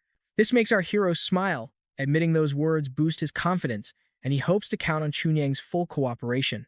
Chunyang agrees, promising to order his men to prepare comfortable lodgings for the duo once their meeting is finally over. Before they leave, the elder warns the young master to be extremely careful, freezing him in place. Now watch closely. Mujiuk fearlessly asks if the commander is worried he'll suffer the exact same fate as the previous investigator. But Chunyang just smiles and denies it, saying the cult leader surely didn't send his own beloved son out here to die. He even promises to keep an eye on things, and Mujiuk politely thanks him for the concern. With that settled, the two friends finally exit the room, leaving the commander to warp his face into a dark, menacing scowl. Meanwhile, our protagonist smiles secretly, knowing the real reason his father sent him here was so that one of them would end up dead. Elsewhere, in Wujin's private chamber, Advisor Ma is desperately arguing that this situation is far too serious. He deeply regrets not going in person, especially since the young master previously claimed they had strayed way off the right path. Wrapping up his argument, Ma asks if he really sent his own son straight to the wolves just over a petty family provocation. But Wujin believes if you are going to talk big, you better back it up with actions. This leaves his advisor completely stunned, realizing the cold father literally sent his son out there to get absolutely crushed. Back at the fortress, a dead raven is hanging upside down in the demon dragon chamber. The guards murmur in confusion, with one scoffing that it must be the work of someone with way too much free time. Not far off, Mujiuk and Daryong are already getting trash-talked by local soldiers who view them as annoying, meddling investigators. The young master notices that the same thugs who blocked them at the gate are shouting the loudest. One commander yells that things have gone way too far. When our hero asks who he is, the brute proudly barks that he is Captain Ho Jiang of the 3rd Division. Daryong recognizes him instantly, warning that this guy is the strongest fighter among the commanders, but possesses an absolutely legendary anger issue. Mocking him, the boy asks why the captain is so incredibly stressed. Ho Jiang snaps back, asking if he really needs to explain why hanging a dead bird in a busy public hallway is a massive problem. But Mujiu calmly explains some guard threw the dead bird onto his bed, so he thought returning the favor was fine. The captain snaps that instead of doing something so disgusting, he should have just punished the culprit. The tension explodes. You and I both know what is coming next. He decides to start his investigation with the 3rd Division. This completely confuses Ho Jiang, who demands to know what he plans to start. When Mu Juk says the investigation, it infuriates the captain. He snarls that even with noble authority, they cannot touch his division. They exchange looks of pure hatred and smug satisfaction before the young master flatly states he can do whatever he wants. Enraged, the captain stomps the ground so hard he literally shatters the stone floor. Mu Juk shrugs, saying he can throw all the tantrums he wants, but warns him that blocking an official investigation is a one-way ticket to a treason charge. Seeing this, Ho Jiang's men quickly rush to hold him back, begging him to calm down before he ruins everything. Exhausted by the drama, our hero decides to begin his interrogation with the angry captain right now. Furious but cornered, the captain snarls at him to go ahead and get it over with. The three of them sit down in a private room, glaring so intensely they could kill each other with their eyes. Mu Juk breaks the icy silence, asking how long the captain plans on playing dumb. Ho Jiang acts clueless, but our hero states loud and clear that the captain himself was the one who sent the secret tip, shocking Daryong. Wait, the captain actually wrote the letter? But how on earth did the young master figure that out? Stunned, Ho Jiang asks what proof he has that he sent it. They lock eyes once more, but the big guy finally crumbles, staring at his hands and asking how he knew. Mujuk explains it started because Ho Jiang meddled in the Dead Raven incident when he had no reason to. He guessed the loud scene was a trick to divert suspicion, and the captain nods. Our hero adds that he also noticed the 3rd Division was far too disciplined. When the dead bird was hung up, only his men stayed completely quiet. Plus, they immediately shielded their captain out of genuine worry, which proved they are exceptionally loyal and high-quality soldiers. Clearly, a leader who commands that level of loyalty would never turn a blind eye to deep corruption. But then, Mujuk reveals a shocking twist that deduction actually was not how he figured it out. Hearing about Ho Jiang's legendary temper triggered a memory from his past life. He remembered a tragedy where the strongest commander of the demonic army was brutally assassinated right after sending an anonymous whistleblowing letter. Ho Jiang did not know if his letter would reach the proper place.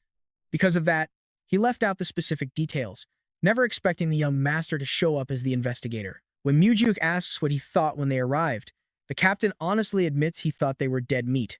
Mujuk sighs and looks at Daryong, dryly asking if brutal honesty is some new trend among the youth.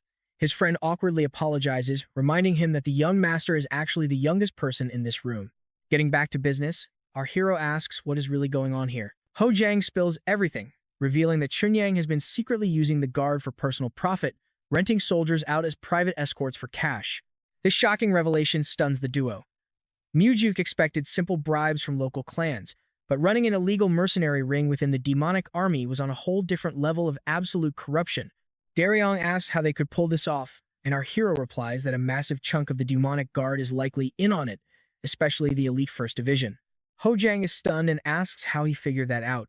Well, you and I just witnessed his genius observation skills, and the First Division's frantic reaction to that dead raven completely sealed their fate. All right, you and I are about to dive into a massive conspiracy inside the demonic cult, starting with how the captain uncovered the corruption. Just thinking about it makes the old man look completely devastated. He reveals that the person who took out the previous investigator ended up taking their own life. Tragically, it was his own close friend who sent that first warning letter. Intrigued, Mujuk asks how close they really were, and Jenang reveals they joined the cult together. They were like brothers. That's when our protagonist asks who he suspects actually pulled the trigger on his friend. The old man confesses he suspects the Lord Commander gave the order, while Captain Go of the First Division did the dirty work. Mujuk realizes this corruption runs all the way to the top of the guard. And that murdered investigator?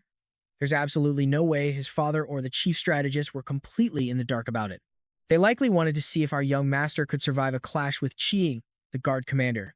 The old man tearfully adds that his friend was a true brother, far better than himself, who just stood by and watched as they took his life. Mujuk and Daryon look at him with deep sympathy. The young master warmly thanks Jinang for his honesty and immense courage.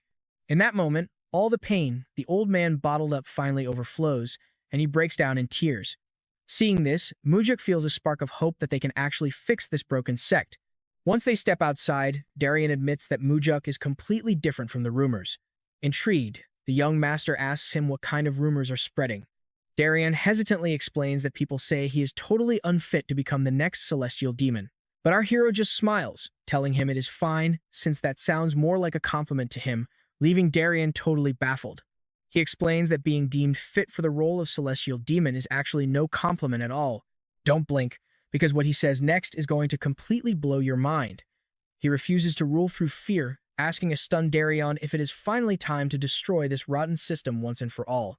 If the cult does not shed its outdated, corrupt ways, the future will bring nothing but the total destruction of his family and the entire sect. The next day, someone frantically warns Mujuk that there is major trouble nearby. Dropping everything, our hero rushes to the scene in a complete panic, only to find a badly beaten Daryon covered in blood alongside another investigator in the exact same terrible condition. However, the other investigator looks to be in far worse shape than Daryon. Mujuk commands everyone to halt, asking Daryon how badly he is hurt. Daryon insists he is fine, pointing in terror to his unconscious partner. Mujuk notices the man has multiple broken ribs and orders them to take him to a healer immediately. As the guards carry the wounded investigator away, Mujuk turns to confront the massive bald warrior, Dang, asking him why on earth he would dare lay a hand on an official Nirvana investigator. The giant bald man arrogantly scoffs, claiming the guys bumped into his shoulder and tried to walk away without an apology, so he simply decided to teach them some manners. But Mujuk knows the truth. Dang was the one who deliberately provoked them and wouldn't have let them pass anyway. Dang stares at him, then bursts into a loud, mocking laugh, admitting that's likely true. Cutting off his mocking laughter, Mujuk quietly utters the word poison. Dang freezes instantly, his smile completely vanishing as he aggressively demands to know what the young master means by calling his loyal subordinates a toxic poison. Mujuk demands a confession, exposing how Deng murdered a sect member last year, and slaughtered 3 more in a bar fight 2 years before that. Every single victim was just a low-ranking warrior, and the corrupt Lord Commander swept it all under the rug. Deng casually shrugs it off, claiming those rebels didn't show proper respect to the demonic army. But Mujuk cold-bloodedly asks if Deng knows that he possesses the absolute authority to execute anyone on the spot. This sudden revelation stuns the guards, and a tense silence fills the room. But Deng breaks it with a roaring laugh, mocking our hero for acting tough when he clearly lacks the stomach for slaughter. Now pay attention, because this is where the main character decides to stop playing nice. Looking at this arrogant fool trying to act tough in front of his subordinates, Mujuk knows he has to end this. The giant is too blind to see the danger he is in. As Mujuk slowly steps forward, the alarmed guards immediately draw their blades, bracing themselves for a sudden clash. Deng sneers, warning Mujuk that opposing them means declaring war on an entire army, openly questioning if the kid actually has the guts to do it. Completely unfazed, Mujuk shoots back that at least he does not hide behind meat shields. Deng dismissively raises his arm, claiming his opponent is lucky he is currently injured. But the young master is absolutely determined to crush him, promising to fight with only one hand if Deng steps up alone. Realizing he's cornered, Deng immediately starts making excuses, claiming Mujuk will just run crying to his daddy if he gets hurt. To trap him completely, Mujuk declares he will hold himself fully responsible even if he dies in this duel, leaving Darien deeply worried about the extreme stakes of this bet. Accepting the deadly terms, the massive bald man draws his heavy blade and roars for battle. Darien quickly warns him that Deng is actually ambidextrous, explaining his sudden burst of confidence. Unbothered, our hero draws his own sword with his non-dominant left hand, pointing it directly at the beast as everyone holds their breath. Deng unleashes a devastating opening strike, but our protagonist effortlessly sidesteps the blade. The sheer, terrifying force of the impact completely shatters the stone ground, sending sharp rock fragments flying wildly into Darien and the onlookers. The giant lunges again, but Mujuk gracefully spins through the air to evade the slashing steel. No matter how hard or fast the commander swings, every single strike is flawlessly dodged or blocked. Touching down, Mujuk bolts forward, reverses his blade, and cleanly slices Deng's arm open from wrist to shoulder. The brute bellows in sheer agony as blood sprays across the floor.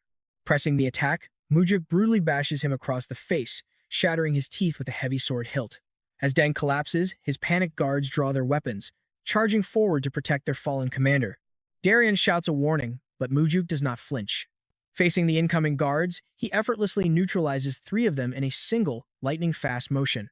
This incredible display of power leaves the entire room paralyzed with fear. Breaking the tense silence, Mujuk coldly declares their crime as high treason, prompting a bloody, trembling Deng to beg for his life. The young master looks down at him with absolute disgust, asking if he has any idea what happened to the families of the innocent men he murdered in that tavern. He knows Deng never gave those victims a single second thought. They were beloved fathers, sons, and husbands whose families were utterly ruined. Mujuk fiercely demands to know if Deng honestly believed they could ever live normally again. Sensing his impending death, Deng desperately blubbers an apology, but Mujuk tells him to shut his mouth, ending his pathetic life with one brutal stomp. The surrounding onlookers are utterly paralyzed with horror, while Darien looks on with pure disgust. Still radiating blinding rage, the young master quietly asks the corpse who he thought he was to ruthlessly slaughter his own sect members. Later, in a lavish room, women dance and play music while drinks are served. The guard commander, Chi-Ying, calmly shares tea with Mujuk, trying to peacefully resolve the conflict.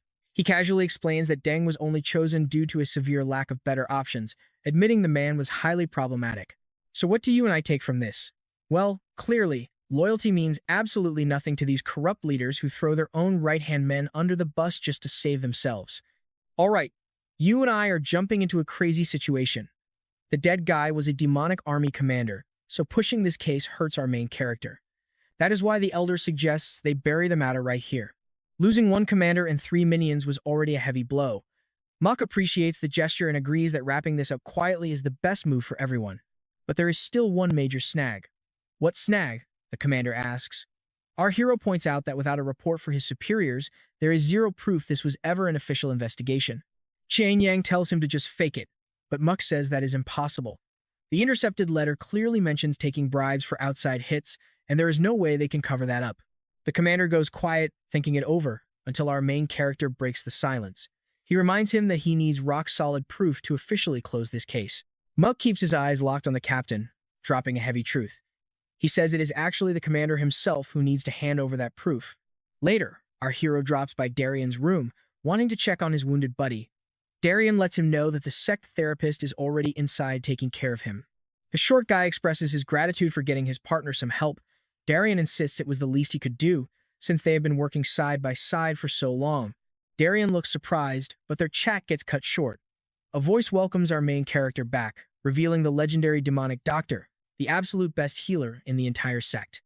This old guy does not treat just anyone, serving only the highest-ranking members. Our hero asks about his friend's condition, and the healer reassures him that while he is out of danger, he will need a lot of time to recover. With a serious face, Muck says these men got hurt serving the cult, so they deserve the absolute best care possible, and the doctor tells him to rest easy. But as our hero looks around, he notices a weird vibe. The other guards in the room are staring at him, all wearing massive smiles. They start showering him with gratitude. Totally unaccustomed to this wholesome energy, the young master clears his throat awkwardly, says his goodbyes, and quickly heads out. Darien catches up and asks about the meeting. Muck reveals Chun Yang wants to drop the case and pin all the corruption on the dead commander. Darien is floored, unable to believe a leader would betray his top subordinate so easily. But our hero corrects him. That guy was not the most important subordinate, just the most used one, and someone else will replace him soon enough. Now, watch closely here. The investigator asks what their next move is, and our hero reveals they are just waiting to see if the captain takes the bait. Darien is totally lost about this bait, but our main character just smirks, promising to explain once the old man bites. With some free time on their hands, Muck invites the investigator out for a drink. The invite catches Darien off guard, but he quickly relaxes and offers to pay for the drinks himself. Our hero can't help but smile. Maybe he actually found a genuine friend in this little guy. By the next morning, the demonic army delivers a massive pile of documents. We are talking hit contracts and heavy bags of cash, all supposedly uncovered during a raid on the dead commander's estate. It looks like they bit the hook. Now, Muck tasks Darien with finding the smartest mastermind inside the first corpse. He is certain some genius forged these files, so he plans to meet Chun Yang again to buy them time to track the guy down. Back in the office, our hero officially reports that the evidence came straight from Captain Go's house. The commander breathes a sigh of relief. He immediately suggests they celebrate over drinks, promising to book the same spot they visited last time. But Muck shuts him down, mentioning one tiny issue. The commander scowls, clearly annoyed, demanding to know what the problem is this time. The problem is, the army provided the proof, but the investigators should have found it themselves. The commander asks if the source even matters, and Muck nods, knowing the chief advisor is way too smart to fall for this. If the advisor tracks the source, the entire investigation gets compromised. This realization forces the commander to stop and desperately search for a way out. He begs our hero for advice, who suggests staging a fake, massive one-day search under the commander's authority. Seeing the hesitation in his eyes, Muck admits he hates playing pretend too, but it is a necessary formality, so any old document will do. Finally, Chun Yang agrees, promising to make his soldiers cooperate with whatever Muck needs. That answer puts a sly smile on our hero's face. He asks for the original military contracts and the wills of soldiers sent on suicide missions to start cross-referencing handwriting. He needs to match the penmanship to find out who forged the official requests. He targets a scribe named Go Yang from the 1st Division, who wakes up tied to a chair in a dark, creepy interrogation room. Muck looks him dead in the eye, accusing him of forging the assassination papers. The scribe hangs his head, feigning total ignorance and claiming he has no clue what Muck is talking about. Muck nods, saying he did not expect an immediate confession since the man was just following orders, but he still needs him to cooperate honestly. Drenched in sweat, Yang denies ever receiving such orders. Muck tells him he gets the fear, knowing the scribe is terrified of what the commander would do to him if he talked. Yang stays dead silent. Now, you probably did not expect our hero to just let him go, right? But Muck tells him he can leave, refusing to torture a man who is simply being loyal to his boss. Yang freezes. Our hero adds a chilling warning. He might let him leave in one piece, but his own commander, Chun Yang, is going to destroy him anyway. The threat works. The terrified scribe begs our dark-haired hero to explain. Muck points out that the commander already knows about his capture, so think about what happens when he walks out without a single scratch. They will assume he spilled all his secrets to save his own skin. And the scribe knows exactly what his ruthless captain does to suspected traitors. Later, Darien reports to Muck. It is confirmed that the Army High Command ordered the hit on the investigators, and Go was the main executioner. As Muck processes this, his friend points out how easily they slaughtered all those people. A powerful demonic commander will never peacefully submit to an arrest, but our hero reveals he never planned on arresting him anyway. This completely baffles the investigator. In reality, the young master's true plan is to eliminate the commander once and for all. The insane plan makes Darien jump back in absolute shock. Muck explains that if Chun Yang is legally arrested, his terrifying brother, the Sword Demon, will definitely step in to stop his execution. With piles of fake evidence showing the commander had no part in the crimes, they would easily use a scapegoat while dragging our hero's name through the mud. But the biggest danger is that leaving him alive means countless innocent heads will roll. Even the loyal warriors of the Third Corps who protected him will be completely wiped out. But if the commander dies resisting arrest, everything changes. All they need to do is legally prove his crimes after the fact. Darien swallows hard, terrified that the legendary sword demon will hunt our hero down for blood. But Muck calmly replies that not everyone throws their life away on vengeance, and the old man is far too smart for that. Muck stands up to leave, and trust me, you and I cannot miss his next move. Let's dive right into this crazy moment. Our young master calmly announces he is about to destroy the Lord Commander. His partner is absolutely stunned, asking if he is seriously doing this now. Walking off, he meets Shying, thanking him for helping wrap up the investigation. Shying admits he is relieved, though seeing the young hero leave makes the old man feel a little lonely. Mujuk promises to remember his kindness once he becomes the successor, but the Lord insists he is the one who should be grateful. Secretly, the young man knows he can never forget, because this old ally lost far too much during this brutal investigation. To mark the end of their mission, Mujuk calls for a toast, making Chuni light up with joy. While pouring a drink, Mujuk bluntly asks why he did it. The old man acts clueless, but our hero brings up a prophecy of a luxurious life. Why would someone destined for wealth hire a demonic guard just for more cash? Qian Yang quietly sets his cup down, suggesting he should have asked the former captain of the First Division instead, but Musuk scoffs, asking how a mere puppet would know anything. The captain is instantly on high alert. The young man looks deep into his eyes, saying he is curious about his true motives, believing that his dark soul holds nothing but greed and pure evil. Completely rattled, the commander slams his cup down, shattering it, and demands to know if the boy has lost his mind. But Muck snaps back, saying the commander was the crazy one for making forbidden deals. Furious, Chim Yang smashes the table to pieces, yelling that he is sick of the boy's stupid games. Yet, the young master stays perfectly calm, taking a slow sip. Suddenly, the captain's eyes widen in shock as he looks down to find a blade plunged deep into his chest. Now pay attention here. Using the fifth technique of the Sword of the Path to Heaven, the young master unleashes a celestial strike that pierces the skies, leaving Chunyang completely dazed. Musuk cold-bloodedly announces that the captain is under arrest for exploiting the demonic army and ordering more than 20 assassinations. The dying commander wheezes that this feels nothing like an arrest. Our hero just smiles, replying that death is his only option anyway, so he should do everyone a favor and die quickly. With a sharp pull, he rips the blade out of the corrupt commander, sending blood spraying everywhere. The man gasps his final breath, admitting he never expected the young master to hold such terrifying power. Hearing the commotion, the guards rush into the room, freezing in absolute horror at the bloody sight before them. Before they can react, Mudri declares that the commander died resisting arrest for his heinous crimes. He immediately orders Darien to lock up the entire First Corps so an official investigation can begin. His ally nods instantly.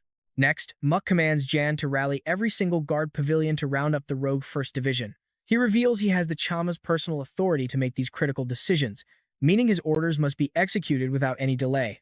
Jang obeys without question, and our hero notices his friend looks relieved now that the corrupt captain is gone. With that settled, Musk heads straight to his father's personal pavilion. Inside, he finds his father alongside Simon and Gaia, the brother of the dead captain. One cold look from the young master tells the demon everything he needs to know about his brother's fate. After paying respects to his father, Muck greets Elder Chi, noting it has been a while since they last spoke. The demon nods, demanding to hear the young man's side of the story. Our hero offers him a written report to read, but the stubborn elder refuses, demanding to hear the truth directly from the boy's own mouth. The young master realizes that since his father and the advisor are staying quiet, they want to test how he handles this tense confrontation. He calmly explains that the investigation uncovered his brother's terrible crimes, and since he resisted arrest with lethal force, he had to be eliminated. While Chimp agrees that criminals must be punished, something still feels off to him. I know what you're thinking. Why would the captain attack when his crimes were already exposed?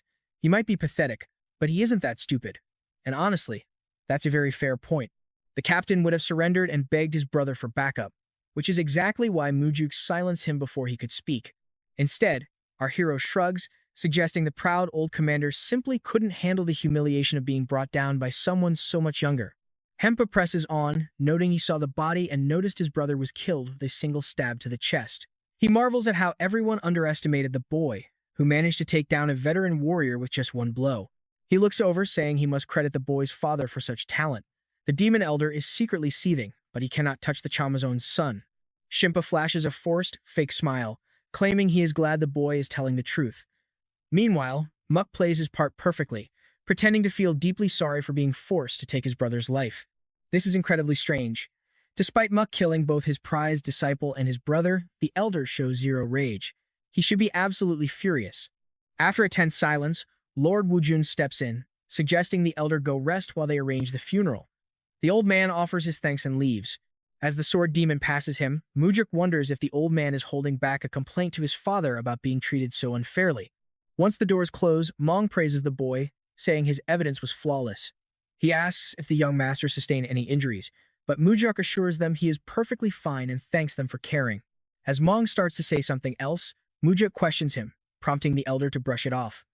Suddenly, a servant enters carrying a massive wooden box, sparking our hero's curiosity. The servant explains that the cult leader sent this as a reward for his success. Popping it open, they find an incredibly ornate sword, leaving Muju stunned. Mong confirms his suspicions, identifying it as the legendary Black Demonic Sword, one of the 6 sacred blades. Much smiles, teasing his father that if he wanted to reward him, the companion White Demonic Sword would have suited his personality much better. The comment makes Wujun sigh deeply, replying that the dark blade actually fits his son perfectly. Muck draws the blade, teasing that his father clearly does not know him at all. But as the steel slides free, he is shocked by the intense chill radiating from it, even without his energy. His father watches with quiet pride, and even Mong is amazed by how happy the stern lord is to see his son pleased. Sheathing the blade, the young man admits this treasure feels like far too grand of a reward. The advisor counters that it is well-deserved after taking down the captain, confessing he never expected the boy to resolve this crisis entirely on his own. He asks if Lord Wujan foresaw such a perfect result, but the father shakes his head, saying he merely hoped the boy would survive.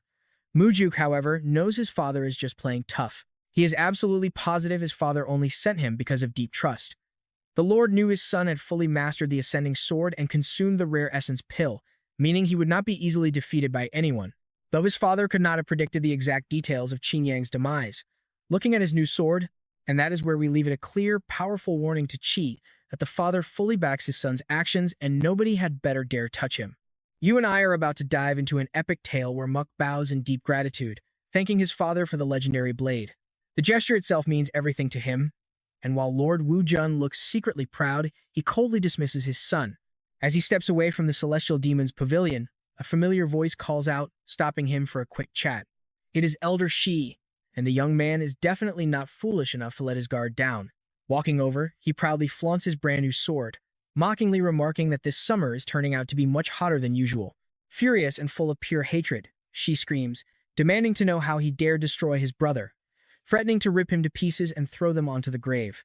Muck instantly reaches for his weapon, but the old man suddenly breaks into a warm, friendly smile, mockingly asking if that was not the reaction he had anticipated. This time, Muck snaps back, cursing the elder and demanding how someone like him dares threaten the entire sex order just to satisfy his own selfish desires. Muck warns that if the old man tries to avenge his corrupt brother, he will chop him up so badly his body will never be found. After a tense moment, Elder Champa smiles warmly, pointing out that is exactly the fiery response he expected to hear from the young master. The young master cannot help but burst into laughter, drawing curious stares from everyone nearby. But the mood shifts when the elder sighs, wishing the boy had shown at least a little mercy. Mujik explains that he truly wanted a peaceful resolution by simply forcing Chimiang to resign, but the greedy brother had crossed a line that could never be uncrossed. Honestly, it was like limits did not even exist to him. The elder nods in agreement, prompting the young master to ask if he knew about the army's corruption and why he stood by. The truth is, his brother never listened, and he is no saint either. In fact, he boldly confesses that when he heard about his brother's demise, he actually felt a wave of relief. Relieved because there was finally no one left to get in his way. It is almost shocking to hear the old man speak so brutally and honestly about his own late brother. Now watch closely as they stand in dead silence before Muck reveals he completely understands the elder. Noticing Champa's shock, the young master explains he would feel the exact same relief if his own older brother suddenly kicked the bucket. Plus, he is glad he did not have to dirty his own hands to make it happen, leaving the mustachioed elder completely speechless. Staring into each other's eyes, the young master wonders what the elder is searching for in his gaze, but the old man simply looks up, agreeing that this year is going to be a real scorcher. Standing up, The elder boasts that he is not the type to let a little heat wear him down. Right now, Muk has to admit he has absolutely no clue what is happening inside his head. Despite claiming relief, he did just lose his flesh and blood, meaning he could easily be the next target on the list. Or perhaps, he is truly ready to let everything go, drifting away like distant clouds. Either way, Muk has zero regrets. Back in his training yard, he grips his new blade, carefully planning his very first movements, knowing they will set the tone for everything. Ordinary swords speak to their wielders, but a masterpiece like the Black Demonic Sword connects on a profound spiritual level. It will not reject its master, but without a perfect bond, its true potential remains locked away forever. Muk smiles down at his lethal new weapon, greeting it warmly and declaring that from this moment on, he is its master. He begins channeling his vital energy into the blade, and to his delight, the flow is completely effortless. It is a masterpiece indeed, and he keeps training, thoroughly impressed by what this weapon can do. Lifting the sword, he decides to stick with his current technique for now. But once survival is no longer his main concern, he plans to unlock some truly devastating skills with it. He spends the entire day training until Lion arrives with some food. Seeing how deeply focused he is, she decides it is best to leave him undisturbed. After hours of relentless practice, Mujuk finally steps outside completely exhausted, only to freeze at the sight of a massive crowd. Why on earth are the sword demons gathered at his doorstep? He has no clue if Elder Champa sent them or if they came on their own. I know what you're thinking. Are they attacking? Absolutely. They unleash massive waves of dark energy in complete silence. Absorbing this much raw malice could literally rupture his internal organs. They keep ramping up the pressure, and even with his incredible strength, the sheer weight is becoming difficult to bear alone. They want to terrify him into hiding forever, but our protagonist has other plans. He decides to use this heavy pressure to trigger his meridian strengthening technique, a hidden martial art where external energy is channeled directly into his body to violently reinforce his veins. And the more enemies involved, the greater his ultimate power-up will be. This is his golden ticket to reinforce his energy pathways. Step by step, his aura surges as he walks straight through the hostile crowd. By now, his meridian enhancement has already surged into the second stage. His face tightens under the strain, but he knows he can push his body even further. They keep pouring demonic energy into him, hoping to blow him apart, but their plan completely backfires. He proudly announces he has bypassed stage 4 and is already breaking into the final phase. Slowly opening his eyes, he is surprised to feel that the malicious, crushing pressure around him has completely vanished. Stunned, the young master looks around to find the formidable demons completely defeated. They are trembling in fear, absolutely shocked that he survived their joint assault without a scratch. The moment he steps up and glares at a massive warrior, the big guy cowers in fear and quickly scrambles backward, clearing a path. And he is not the only one reacting. The rest of the crowd parts, forming a respectful corridor for him to walk through. This is the moment Muk realizes they finally understand he is not someone they can mess with. The sword demons have finally acknowledged his absolute power. He heads back inside, quietly admiring the majestic throne, only to jump when a voice asks if he wants it. His father stares back with a deadpan expression, and the boy replies he has no desire to be bound to a single chair. Annoyed, the Lord asks if he is just here to waste time. Instead, he commands his son to sit, and Muk complies without hesitation. Stepping up to the throne and taking a seat, his father asks him what it feels like. From up here, the entire grand hall is visible, framed by a massive stone statue. Yet, he admits that instead of feeling a rush of triumph, he feels nothing, and his father nods, saying he felt the exact same way. To feel absolutely blank after spilling rivers of blood, even taking down his own brother, is something the young master simply cannot understand. Breaking the silence, the Lord reveals the sword demons acted entirely on their own, and Elder Champa never ordered them. Stunned that his father already knew, Muk admits he only pretended to be calm under their pressure. In reality, the moment he walked away, his body started shaking. His father locks eyes with him, asking if he was genuinely terrified of them. Muk shakes his head, explaining that his only real fear was making a fatal miscalculation.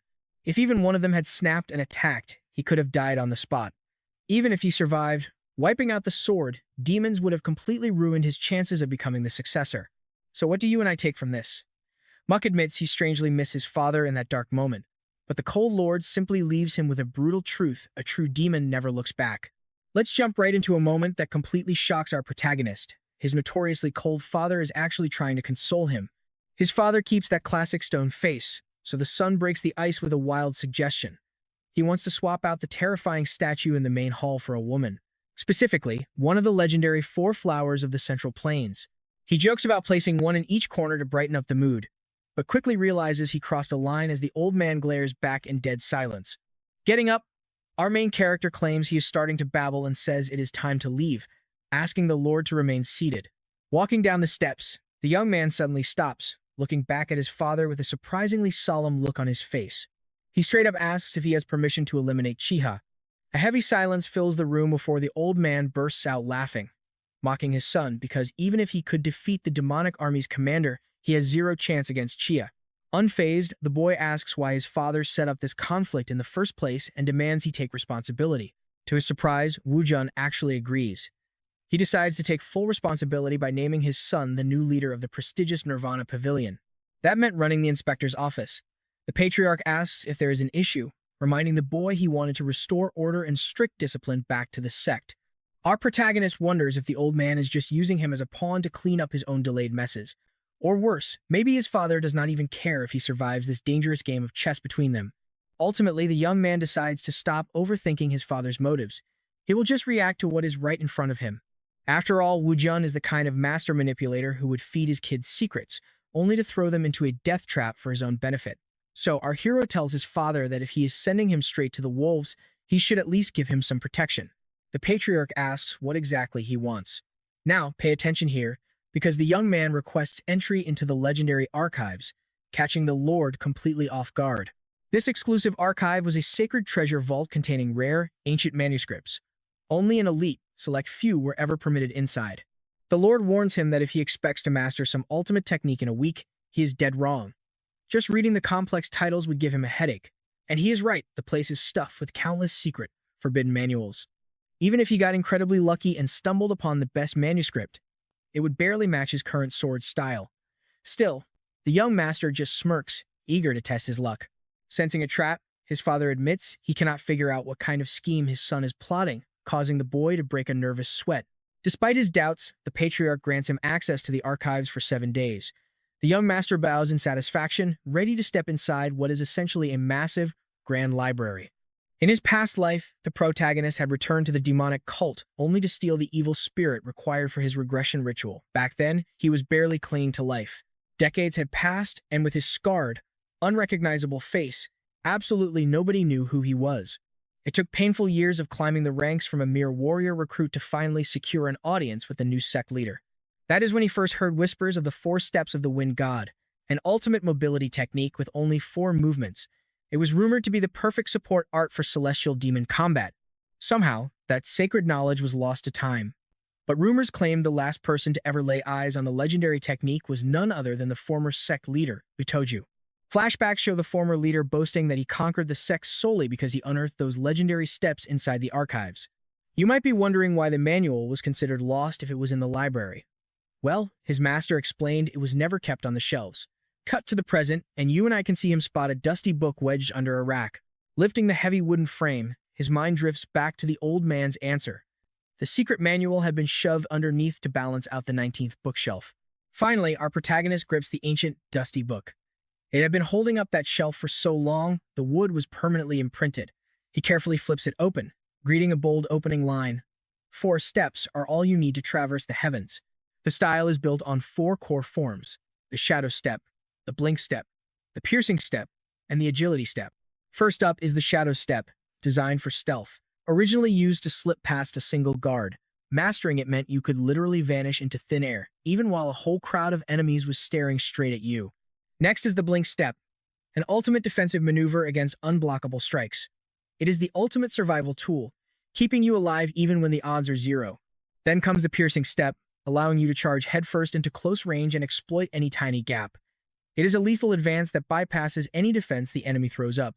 Finally, the agility step, a movement so blindingly fast that speed itself is redefined. Deep inside the archives, our protagonist spends 7 full days meditating on these techniques. Once his time is up, the boy returns to the main hall to greet his father, who cannot help but ask with deep curiosity what he managed to learn. Showing off a smirk, the young man claims he mastered a mobility style.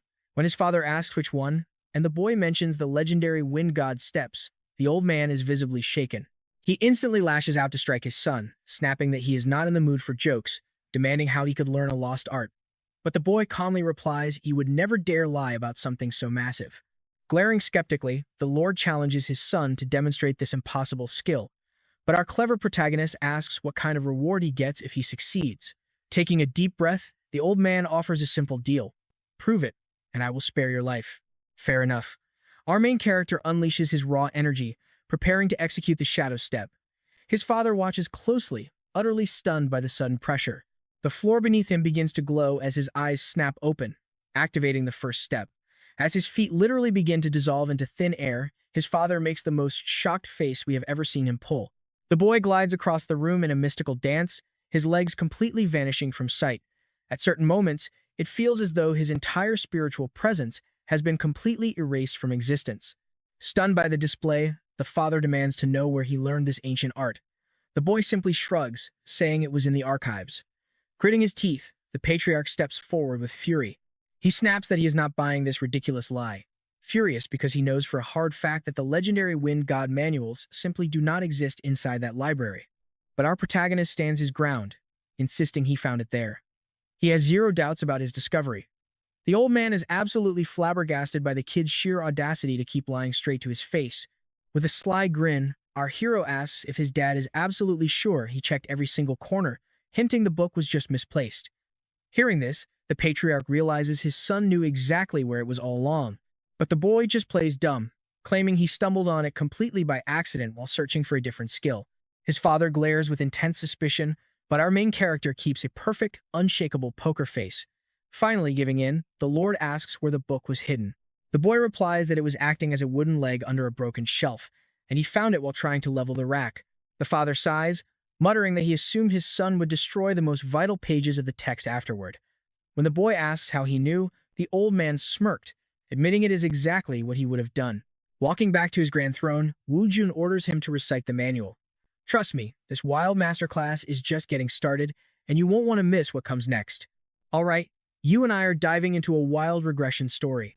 Our main character doesn't want his father's throne as the Chanma. He just wants to take down Huamugi to keep his family safe. Once that's settled, he plans to travel the world and enjoy his life before his father abdicates as the heavenly demon. So, teaching his old man the 4 steps of the wind god is honestly no big deal. But to keep things interesting, he tells his father he won't give it up so easily. As the old man turns to look at him, Mujuk reminds him that nothing in this world is free. The heavenly demon scoffs, pointing out that the secret hunting art he taught his son was completely free. But Mujuk claims that was in exchange for a drink. His father can't believe how shameless and cunning this kid has become. The young master just grins, saying he had to hold back until he grew up. Fed up, his father demands to know his price. Without hesitating, Mujuk asks for the secret defense art of the heavenly demon. It is a legendary self-protection technique that only the clan leader is permitted to know.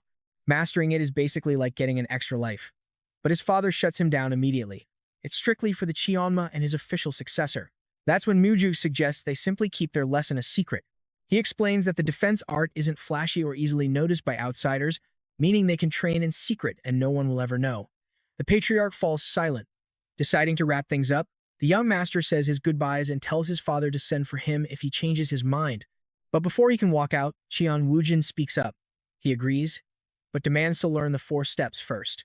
The sudden compromise takes the boy by surprise. Mujuk asks if he wants to start training right now. His father is stunned by the trust, asking if he isn't worried that the old man will just break the deal once he gets what he wants. But Mujak just smiles. He knows his father would never do something so shameless in front of his own son. With the ice broken, his father tells him to begin. Mujak starts explaining the technique, reciting the ancient knowledge he memorized from the book. The intense lesson goes on for hours. When Mujak asks if he needs to repeat anything, his father says it isn't necessary and suddenly vanishes from his spot. Our main character turns around and is absolutely blown away. His father is already executing the first step, moving like a ghost through the grand hall. But something is off. The old man's movement style is completely different. Did he have a completely different interpretation of the training manual?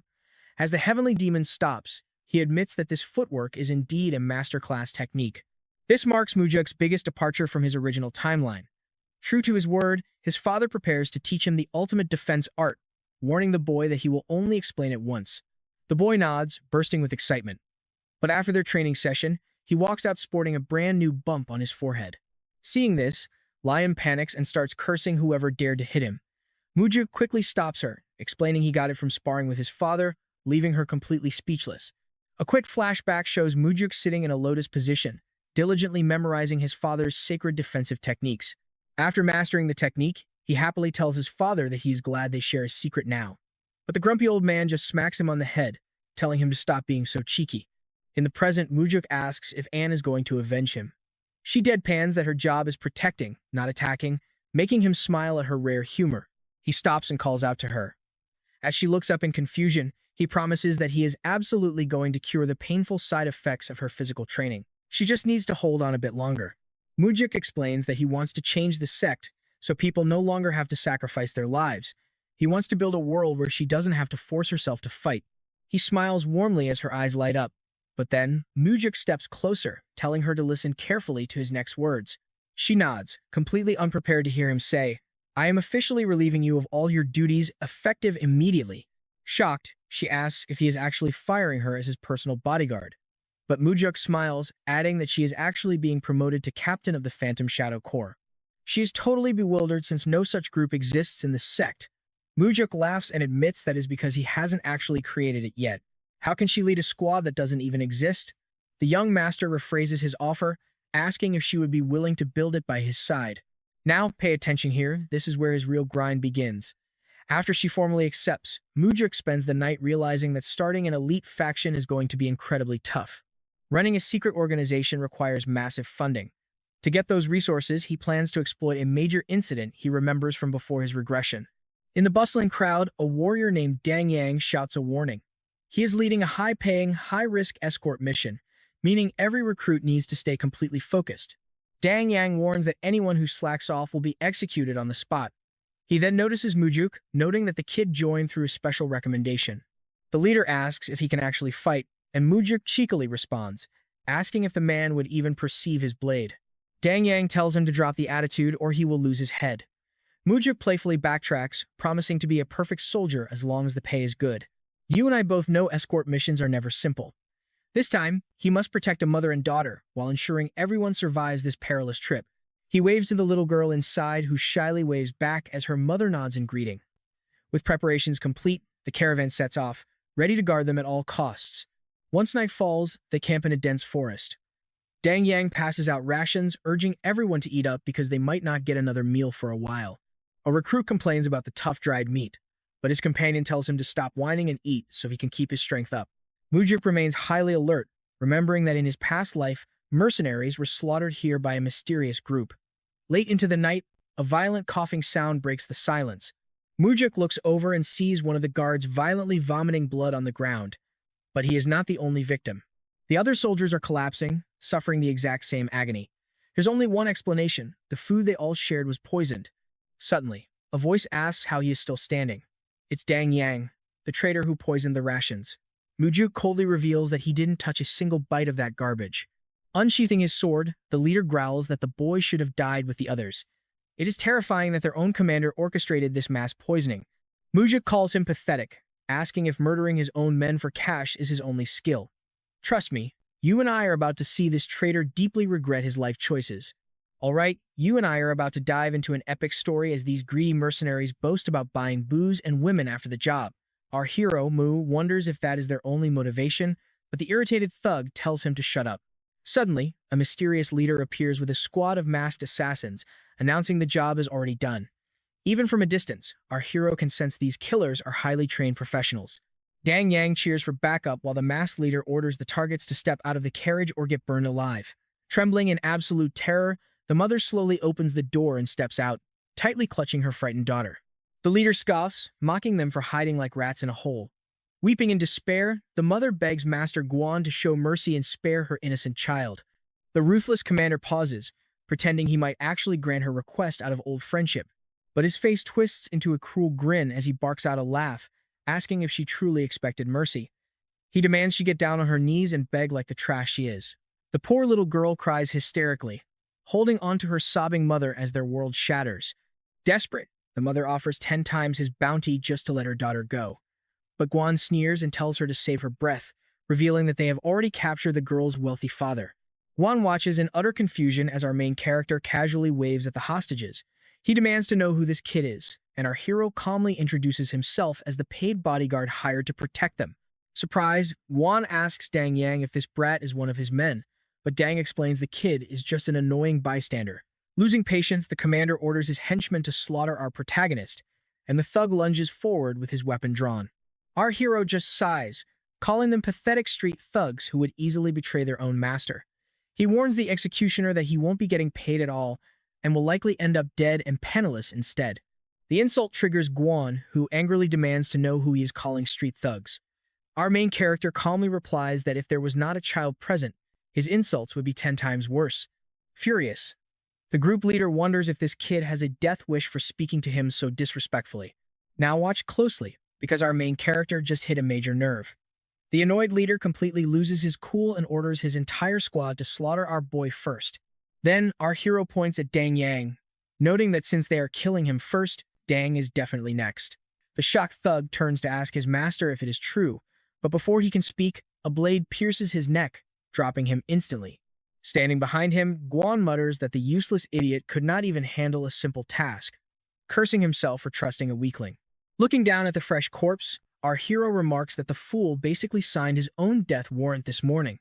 Sick of the talking, the enraged commander orders all his men to charge and rip the boy apart. As the bloodthirsty horde rushes forward, our hero calmly asks the mother to cover her daughter's eyes and ears. She quickly nods, shutting her own eyes tight. Our hero smirked, unleashing a freezing, deadly pressure. He activates his legendary wind god steps, executing the first strike. The commander gasps in shock, realizing the boy has instantly teleported right in front of his face. With a single flash of his blade, he effortlessly sends the henchmen's heads flying through the air. Guan is absolutely terrified, demanding to know who this monster is. Our hero tells the old man to look in the mirror. Suddenly, the woman gasps, recognizing Guan as her family's trusted vassal. She reveals she is Cian Jun, the daughter of the Golden Mansion's master. This was exactly why our protagonist hid his identity to join this squad. Her father, Master Aso, is the wealthiest merchant alive. He is a legendary figure who completely controls the massive riches of the Golden Mansion. In his past life, Master Aso was betrayed by his trusted allies and murdered, while his daughter suffered the exact same fate. Seeing our hero distracted by these thoughts, Guan tries to sneak attack. He aims for a lethal blow, but our protagonist casually parries the strike without even looking, slicing him down. Talk about losing your head over a bad decision. I know what you are thinking. Is he going to protect them now?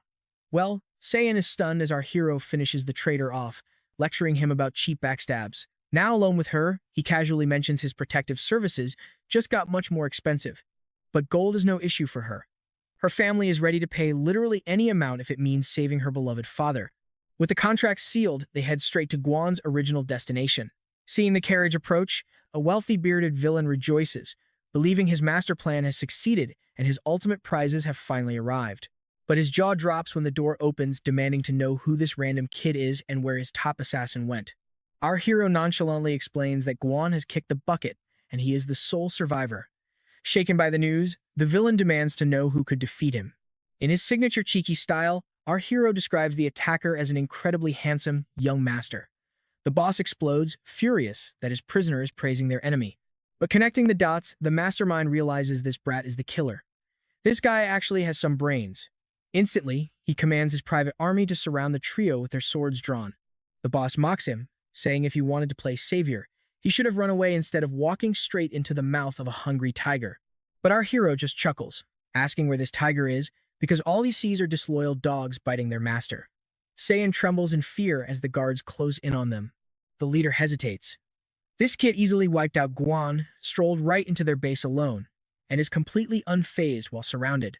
He is clearly no ordinary swordsman. Trying to play it smart, the leader bows respectfully, asking for his name and even offering him a friendly drink despite their current standoff. But our protagonist is not buying this fake kindness, telling the old geezer to drop the act. Realizing flattery will not work, the leader snaps and orders his men to slaughter the boy immediately. They charge all at once, but our hero moves like a gust of wind, carving through them.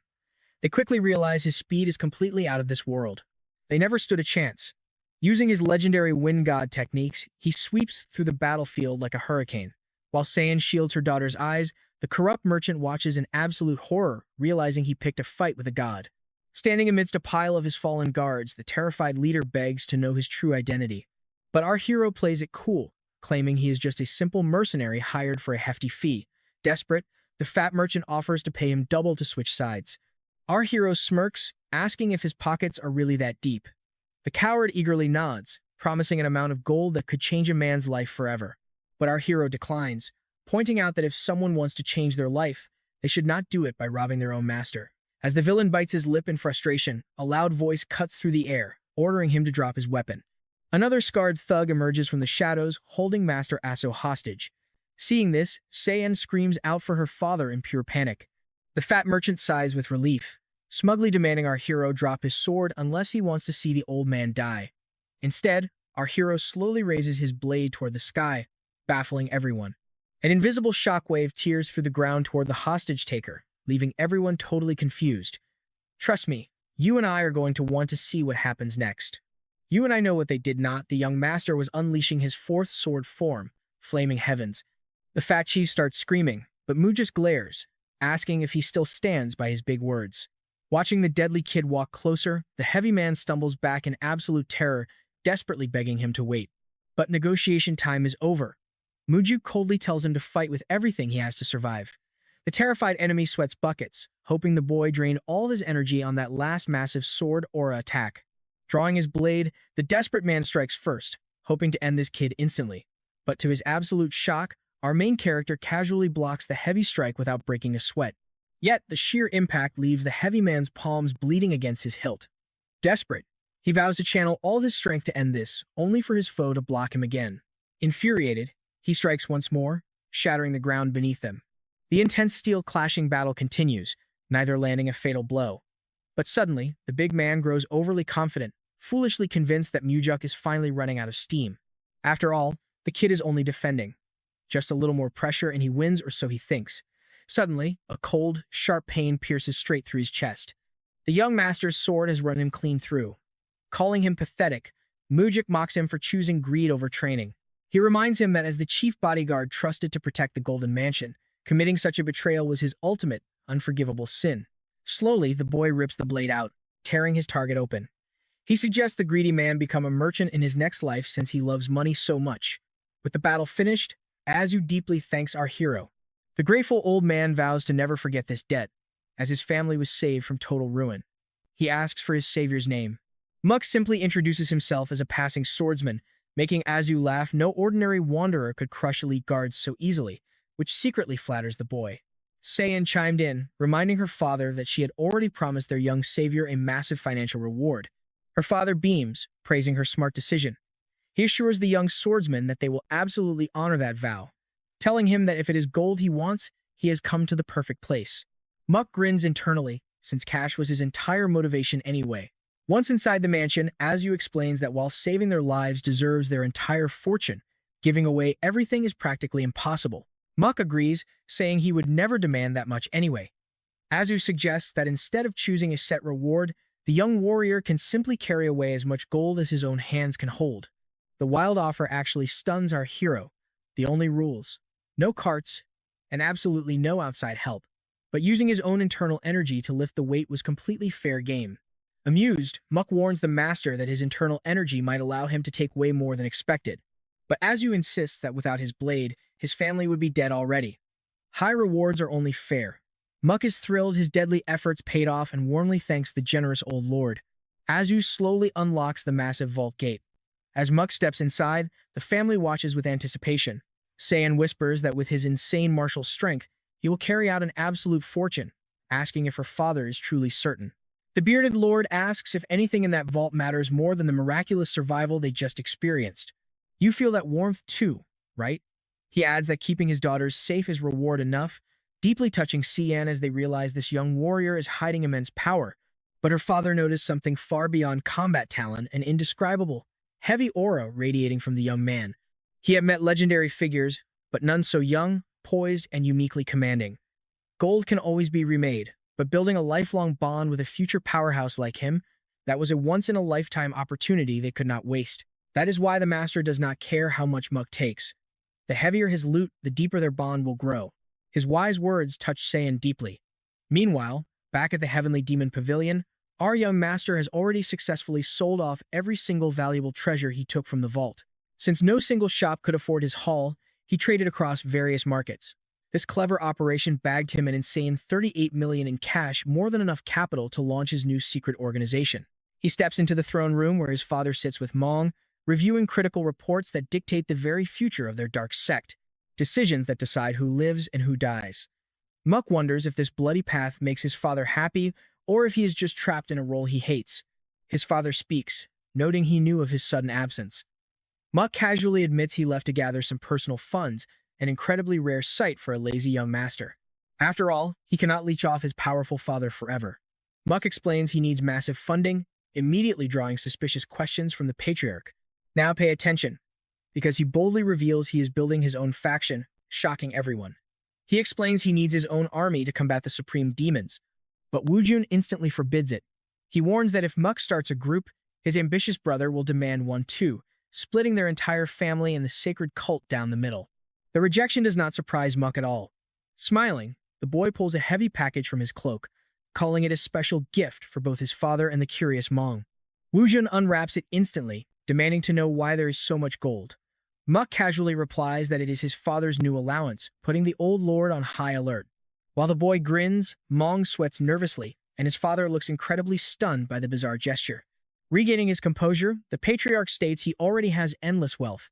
Muck nods, acknowledging his father is the richest man alive, but explains this is his first filial gift, a son thanking his parent for raising him. Though his father stays silent, Muck says he simply wanted to do this once, wishing him a great day. As the boy exits the palace, Woojun lets slip a rare, soft smile, utterly shocking Mong. Over at the Nirvana Pavilion, Muck and Leon walk the corridors. Suddenly, she spots Darien rushing forward, solemnly announcing that the critical hour has finally arrived. He bows deeply to Mujuk, reporting that the entire group is waiting. The young master is genuinely thrilled and surprised to see his loyal old friends standing there. Darien explains he volunteered, and Muck chuckles, noting neither of them expected to reunite under these bizarre circumstances. Smiling, they begin walking out together, with Leon quietly trailing close behind her master. Completely unnoticed by her, Darien steals a lovesick, starry-eyed look at Leon as they exit the grand building. As the heavy doors swing open, the entire inspector squad stands waiting, eyes locked on Mujuk. Instantly, the elite warriors snap into a fierce salute, welcoming their formidable new master. The warm welcome amuses the young master. Finding them far friendlier than expected, Muck jokingly asks Darien if he threatened to slash their salaries if they didn't cheer, which the boy quickly denies. Curious, Muck asks why the mood is so positive, and Darien explains it is because of the fierce loyalty he showed them during the commander's corrupt investigation. He protected their wounded and crushed their enemy. As Darien asks him to address them, you and I know he's about to inspire them all. All right, you and I are about to watch our hero step up. Looking out at the crowd, he wonders what to say, then boldly declares he has no idea if they will be happier or more miserable under his rule. He continues his speech, promising one thing: their hearts are going to beat much faster now. While his friend stands shocked by this wild, unscripted moment, the inspectors quietly process their new master's bold words. Suddenly, the entire group erupts into massive celebration, shaking the palace walls.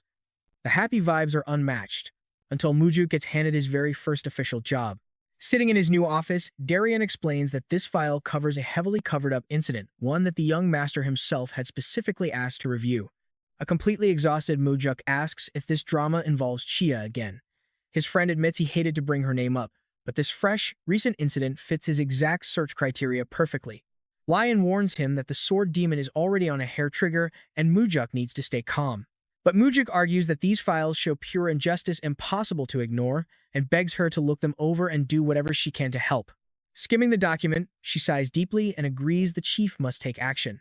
Meanwhile, over at a nearby tavern, a stressed-out man slams his fist on the table and lets out a heavy, defeated sigh. Another patron walks over, telling him to put the cup down. He knows things are incredibly rough right now, but the poor guy is already completely wasted.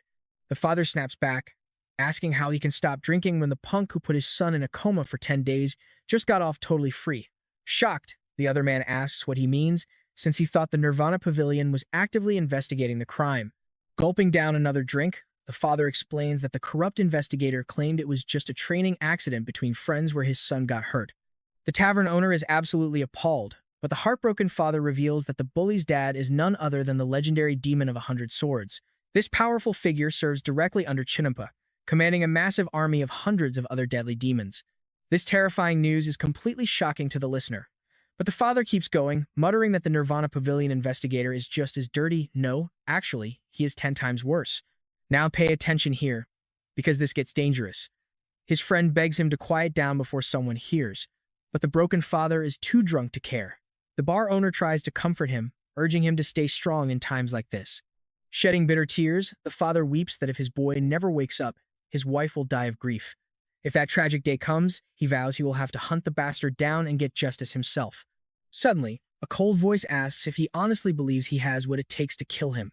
Startled, they spin around to find a gang of smug thugs, and the father demands to know who they are. Ignoring the question, the lead bully sneers, asking why he is threatening to murder someone else's precious child.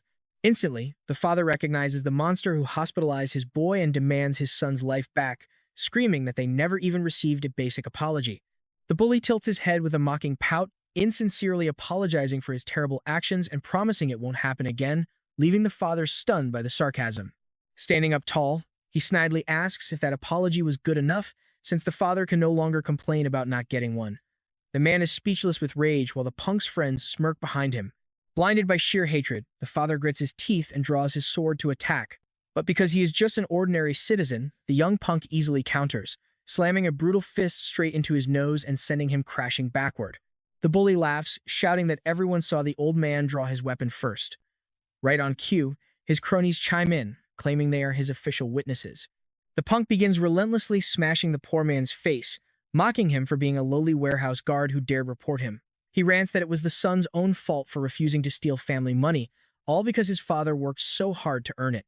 Continuing his brutal beating, the kid screams that the boy acting all moral made him look like absolute human garbage, which is what fueled his uncontrollable rage in the first place. Through the pain, the battered father speaks up, pointing out that the bully just openly confessed to the crime. The punk freezes. As he stammers in confusion, the father declares that everyone in the room heard the real, horrific reason his son was beaten. It was a cold-blooded assault, not training. But the young thug slowly glares around the room, silently threatening the terrified onlookers. Instantly, every patron turns away, keeping dead silent and pretending they do not exist. You and I saw that coming, right? Smirking. The punk tells the helpless father that nobody heard a thing. He bursts into cruel laughter as the broken man screams in pure, agonizing frustration. The bully mockingly comments that the weeping father looks exactly like his pathetic, crying son, prompting his friends to howl with laughter. But suddenly, a cold, clear voice cuts through the room, declaring that they heard every word. It is Mujuk, stepping calmly into the room alongside his allies. The furious bully spins around to demand who spoke, only to face Mujuk, who coldly asks how a spoiled brat dares to speak so rudely to absolute strangers. The bully's friends instantly look extremely nervous, seeing the young master. The kid mockingly apologizes for getting too emotional, hoping the young master is not angry, but his smug mask immediately falls. He laughs, asking if Mujuk actually expected a real apology, noting that the newcomer must be completely fearless to walk in there.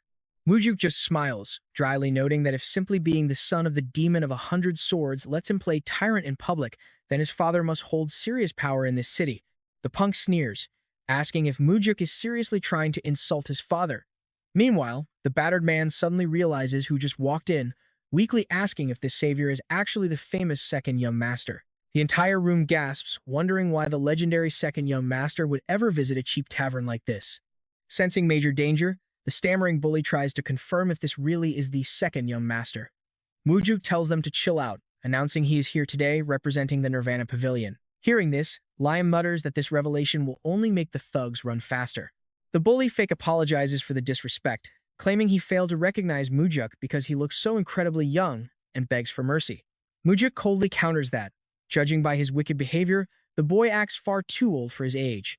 The street-smart brat quickly plays dumb, claiming he is just young and ignorant. He is incredibly sly, knowing exactly when to bow to superior power.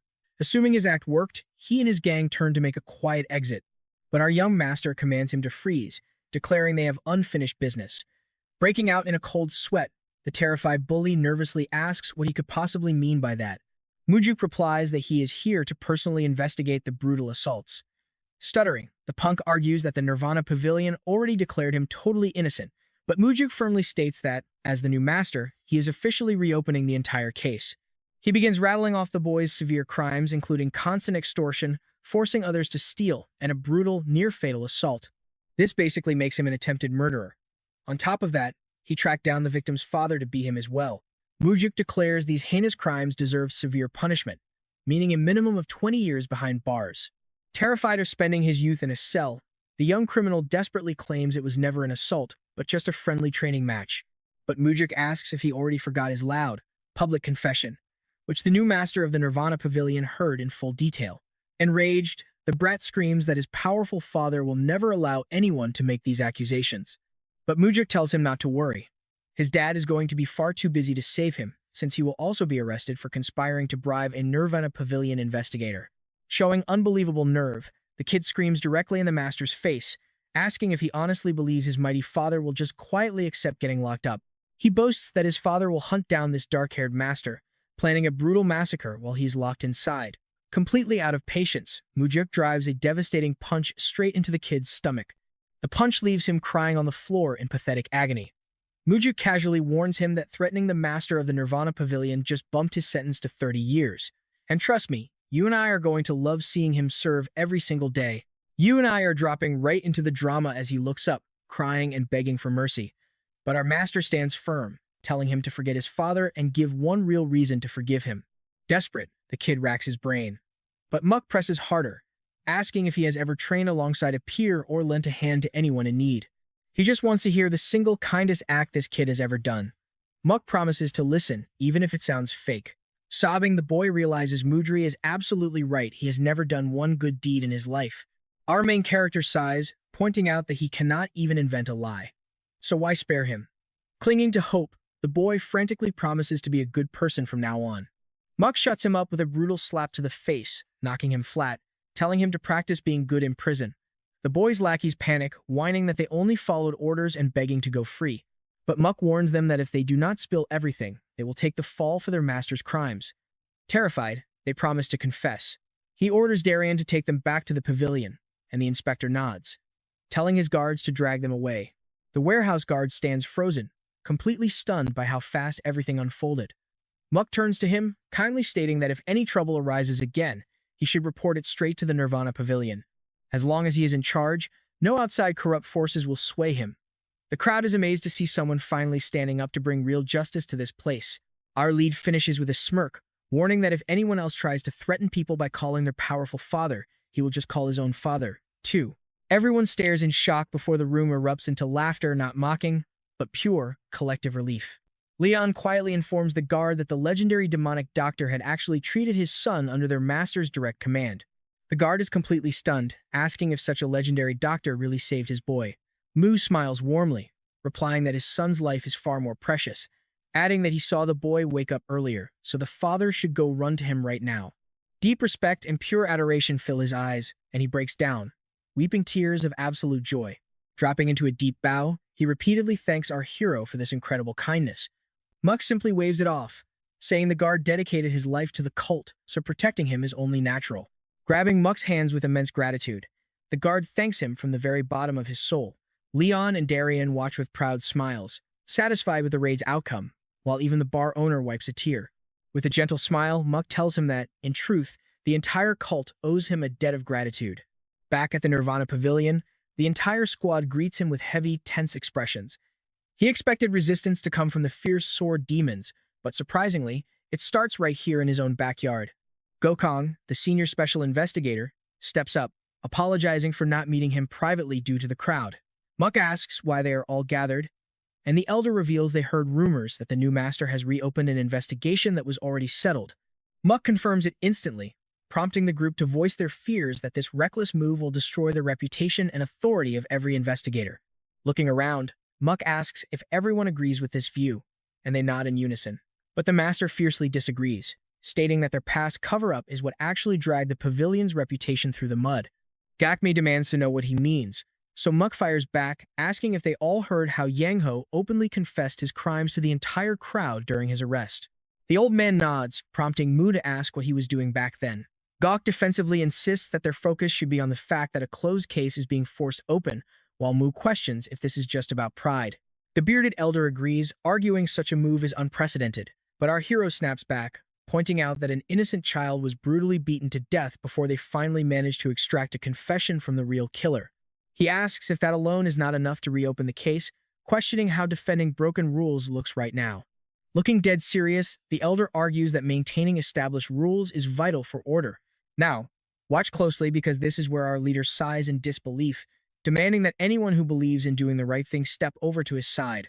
Tension fills the room as everyone glances around, but only Darien takes a step forward, firmly agreeing it is necessary. Muck asks him for his reasoning, and his loyal ally explains the previous probe was absolute garbage, likely tainted by powerful outside corruption. As Darien finishes, the master asks if anyone else has the courage to speak up. Suddenly, a tall, gray-haired investigator steps forward in agreement. Introducing himself as Ikko, the man who was tortured during the case, he offers his deepest gratitude for being saved. While the rest of the squad watches anxiously, the two share a brief, quiet conversation about the status of his recovery. Muck searches the crowd, specifically calling out investigator Jang Hua, who slowly steps forward as the primary man responsible for that flawed case. You might be thinking he has a great excuse, but he only claims his work was thorough. Muck pauses for a second, then asks point-blank if he took a bribe. The investigator visibly panics, and Gok immediately barks in outrage at the accusation. Furious, the young master unleashes a suffocating pressure, commanding the old man to shut his mouth. The entire room grows incredibly tense. Muck demands an answer from Jang Hua, asking if he took cash from the demon of the 100 swords. He swears on his life he is innocent, begging Muck to investigate him if he doubts his word. Muck smiles, revealing he already did a background check and knows he is clean. Yet, the investigator remains completely paralyzed with fear. The entire squad gasps in shock, and Gok argues that launching an internal audit is strictly forbidden. However, our hero reveals he did so under the Supreme Leader's direct authority. Those heavy words send an icy shiver down the old man's spine. Muck bluntly demands why he botched the case if money wasn't the motive. John W. confesses he did not do it willingly, prompting Mu to ask if they threatened his sister's safety. Muck adds that according to the background check, the investigator's record was so incredibly clean that finding someone as honest as him is practically impossible. Because he could not believe the report, Muck personally dug deeper, convinced that no one in this world could resist a massive bribe. But to his surprise, the man was indeed as righteous as the files claimed. Jang Hua is stunned, while Mu questions why such an honorable investigator would deliberately ruin a murder case and help cover it up. That is when he uncovered his sole vulnerability, his sister, his only living relative. Gok asks in disbelief if he was truly blackmailed, but the man stays silent, prompting the elder to scream at him to answer. At this point, Muck fully understood why the old elder had spearheaded this meeting. John Hua is a subordinate who deeply respects the old man, who only showed up to protect his clean record from being ruined. The master tells him to stop worrying about his sister, revealing that he has already dispatched elite warriors to guard her until this whole mess is completely resolved. Everyone is stunned, and Jang Hua asks if he is truly telling the truth. The master nods, bringing tears to the man's eyes as he drops to his knees in shame, admitting to a terrible crime. Muck firmly states that blackmail is no excuse for betraying justice. The broken investigator nods in agreement, stating he will gladly accept whatever punishment is handed down to him. The surrounding investigators watch their fallen comrade with deep worry, but Muck tells him to stand, making it clear that if this occurred during his own rule, mercy would not be an option. But since it happened prior, he makes a rare exception. Stunned, the man asks if he is truly forgiven. And trust me, you and I are going to want to see what happens next. Alright, you and I are starting right where Muja forgives him because of his past honesty. But that old life? It is gone. His master wants him to wipe the slate clean, start over, and become completely incorruptible once again. Zhang Hua breaks down crying, thanking him over and over while everyone watches. Suddenly, Muck shouts, ordering the entire room to pay close attention to his next words. Now that he is the pavilion master, he views their families as his own. If anyone dares mess with them, he will personally crush them into dust. From this moment on, no outside force will ever control his pavilion again. In return, he promises absolute protection. If anyone gets threatened, they just have to tell him, and he will personally make sure their family stays completely safe. Mujik asks if they still doubt him. If they do not trust him, then they should at least trust the ultimate leader of their sect. He will even beg his own father for help if he has to. If outsiders try to muscle them, they must report it immediately. He vows to make sure his squad can always do their duty with their heads held high. Satisfied with his speech, the young master smiles warmly at his crew. He promises that the Nirvana Pavilion will finally run perfectly once everyone's family is safe. It does not matter who they are. If someone has the guts to break the law, they must face the consequences. He will not let anyone slide, even his own squad. Heck, he even declares that if his father, the cult leader himself, commits a crime, he will hold him accountable. That last line completely shocks the group. Muck declares he fears neither the cult leader nor the supreme demons. His only fear is a useless pavilion that fails to protect the very people they are meant to guard. He hates the thought of criminals walking free, laughing in their faces. But mid-speech, one of his subordinates speaks up, instantly drawing the attention of everyone in the room. She says she knows it is late, but she wants to follow her master. Durang introduces this brave woman as Jo Hyan. Now pay attention here, because this next move changes everything. She steps forward, aligning with Durang and Mujuk, inspiring the rest of the squad to line up right behind their young master. Everyone joins except Gakmong, who just stares in utter disbelief. Muck calmly states that to make his grand ideals a reality, he absolutely needs the old man's deep experience. He extends his hand, asking him to help. The old man hesitates, staring at the boy, but finally accepts the handshake and thanks him for the invite. They seal the deal with a shaky but genuine handshake. Immediately, our main character orders Durang and the warriors to arrest the legendary demon of the 100 swords, Yang Tai Yang Go's father. Hearing this, Gakmon warns that the demon will never surrender with his 100-sword guards backing him. But the young leader shrugs, saying if he refuses, they will just charge him with staging an active rebellion. When they meet, the old man smugly calls him second young master. Mujuk instantly fires back, demanding to be addressed as the master of the Nirvana Pavilion, which clearly rubs the old demon the wrong way. The old man quickly corrects himself, noting that the summons accused him of straight-up insubordination. He asks what that is about, and our boy admits it was just a trick because he knew it was the only way to get him here. Yang Tai chuckles, apologizing for not complying right away. But the main character totally gets it. The old guy had to look tough for his men. Nodding along, our young leader agrees that this entire mess should not have escalated so much, since it all started as simple child's play, which is normal for kids. This makes the demon smirk, thinking Muck is soft. He smugly points out that the young master will soon need cash and outside support to run his pavilion. You and I both know the hero isn't buying this garbage, but this blatant bribe attempt is hilarious. The demon adds that if Muck wants to succeed his father, he desperately needs his backing since his brother holds all the cards. Playing along, Mujuk says he would be incredibly grateful for the backup. The old demon boasts that he knew the boy would be smart, promising to serve him faithfully. Standing up, he even offers to throw a massive victory banquet. But as he turns to leave, Mujuk coldly asks where he thinks he is going, completely throwing the old man off guard.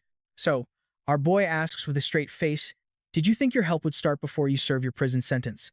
Yang Tai is completely baffled, telling him to stop playing around. But our main character locks eyes with him, dead serious. Threatening to make an investigator's family disappear is absolutely no joke. The bulky old demon swears up and down he never made any threats. Folding his arms, Mujuk tells him he does not care about his lies because he has the victim's official testimony right here. And cult rules clearly state that an investigator's word carries supreme weight over outsiders, specifically to protect their absolute authority. It makes sense the old demon did not know about this loophole, since our hero only just learned of it himself. But it exists exactly to stop people like him. Too many corrupt fools think they can just talk their way out of trouble. Mujuk lays it down, confess now, and he will slash 10 years off his sentence. Otherwise, he is getting a flat 20-year sentence. No deals. Shocked, the demon asks if the pavilion master has lost his absolute mind.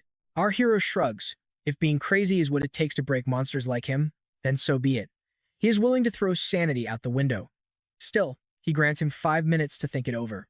The old man snarls, demanding to know why the boy is doing all this. Our hero snaps back, pointing out that his trash son systematically tortured and nearly killed his own friend. And then, he threatened an innocent family just to cover up his kid's crimes, yet he still acts like he has no idea why he is being targeted. The demon screams, asking how a measly guard compares to elite warriors like them. The pavilion always ignored these things. Mujuk looks at him with ice-cold eyes, calling his words deeply disturbing. As Yang Tai gawks, our hero declares that times are changing. The old demon sneers, warning that the supreme demon commander won't sit idly by and let this injustice slide. But Mujuk scoffed. Why would the commander raise a finger for you, when he did absolutely nothing when I struck down his own general? The old man slams the table, splitting it clean in half, roaring in fury. But our boy just laughs, asking if he plans on threatening his family next. Which is impossible, considering his dad is the literal cult leader. Standing up, he warns him that time is ticking, and he should confess. Outside, the demon's enraged screams echo down the halls. Mujuk realizes the cult's downfall was not just because of Muji. If a low-tier demon dares threaten an investigator's family, the rot runs incredibly deep. The entire system had crumbled so badly that even a pavilion master got openly threatened. But as our young leader enters the courtyard, he freezes, completely surprised by who is waiting there. It is none other than Xia, casually drinking in the middle of the courtyard. Muk just stares, while the old man raises a cup to toast him before taking a slow sip. He asks if he should call him second young master or pavilion master. And trust me, you and I are going to have to wait to see how this tense standoff plays out. All right, you and I are about to witness a tense face-off as Cheonpa invites Mujuik for a drink. As they sit, the old man warns that these constant meetings only bring trouble, but our main character fires right back, saying he is not the one initiating them. The heavy atmosphere makes the two stare at each other intensely. The tension is so thick that Mujuk has to take a sip of his drink before continuing the conversation. Cheonpa then mentions he saw a new side to the young master, and when Mujuk made that request to the sect leader after winning his duel, a light bulb went off in his head. He claims any smart warrior would have made that exact wish, and Mujuk agrees it was the right move. Grabbing the bottle, Cheonpa says everything started that day, pouring the young master a drink while claiming he made his blade start crying. This completely puzzles Mujuk, who wonders why his mere existence would make a sword weep. He suggests the blade was actually lamenting, prompting the curious old master to ask what he means by that. Mujuk points out that Cheonpa's disciple used energy-dissolving poison against him during their duel, and the old man's other student went out of his way to humiliate Mujuk's loyal subordinate. To make matters worse, his brother abused the demonic army for personal greed, while his subordinate went so far as to threaten the family of an investigator from the Nirvana Pavilion. With all this chaos, it is obvious his sword was lamenting that his followers failed to uphold their principles. Cheonpa smirks, mocking the boy's smooth talking but calling him completely wrong. Naturally, Mujuk demands an explanation. Cheonpa explains that while those followers do not meet Mujuk's high standards, they are actually perfect for him. After all, they mirror his own true nature and ambitions perfectly. This shameless response leaves Mujuk speechless. This old man is completely out of his mind. Honestly, he was much easier to deal with when he was just arrogant and chasing fame. Cutting straight to the point, Cheonpa demands the immediate release of the Hundred Swords demon. He claims his faction's morale has taken a massive hit because of the young master's actions. But Mujuk stands his ground, declaring the prisoner will only walk free if the investigation proves him innocent. This response enrages the elder, who unleashes a crushing fire aura that completely traps our tense protagonist. Pay attention here, because Cheonpa's demonic energy is on a whole other level. Now Mujuk finally understands why Woojin warned him that it wasn't the right time yet. Snapping the young master out of his thoughts, the elder tries to offer some unsolicited advice. But Mujuk instantly cuts him off, telling him to save his breath, which completely catches him off guard. Exhausted by the drama, Mujuk says if the elder wants a favor, he should just ask for it directly without lecturing him. Grimacing, Cheonpa grits his teeth and finally pulls back his suffocating pressure. Grudgingly, the old man admits that it is rare for anyone to speak so bluntly to him. Mujuk warns him to stay sharp because stagnant water is bound to rot eventually. But his rival retorts that nobody chooses to stay stagnant on purpose. Once you spend enough time in the mud, you start getting comfortable and lose your chance to escape. Mujuk replies that is exactly why one should avoid dirty waters entirely, advising him to ditch his brother, who is not worth protecting. The old man takes a sip, extends his cup, and asks if Mujuk will accept a drink. After a brief pause, our protagonist agrees, letting the elder pour him a cup. He decides to follow Mujuk's advice to leave the mud behind, which seems like a wise choice. However, there is a catch. He demands that Mujuk becomes his new source of water. Wait, what is he implying? What does he mean by that? Cheonpa tells the young master to drink the liquor if he truly aims to become the legendary heavenly demon, promising to become his ultimate supporter. This completely stuns Mujuk. He never expected this old fox to swap sides. Everyone knew the elder supported his older brother, yet here he is, ready to abandon him. Confused, Mujuk asks why he is betraying his brother. The elder explains that he had no clue the young master was this beautifully insane. Mujuk is completely out of his mind, the kind of person who would sacrifice anything to achieve his grand ambitions. Even though our main character destroyed many of his key allies, the old man still wants to back him. Mujuk bluntly reminds him that he was the sole cause of his brother's recent downfall. You and I both know how ruthless these old masters can be. Cheonpa shrugs. explaining that once they leave home, they are strangers. Why should he care if some relative falls? He claims Mujuk seems more bothered by this than he is. He points out that he never officially allied with his brother, and even if he did, he can always change his mind. Mujuk asks if this alliance means getting a whole army by his side, still confused about the sudden choice. The elder replies that after witnessing his sheer madness and courage, he decided to gamble his entire future on him. The young master asks if he was chosen simply for being crazy.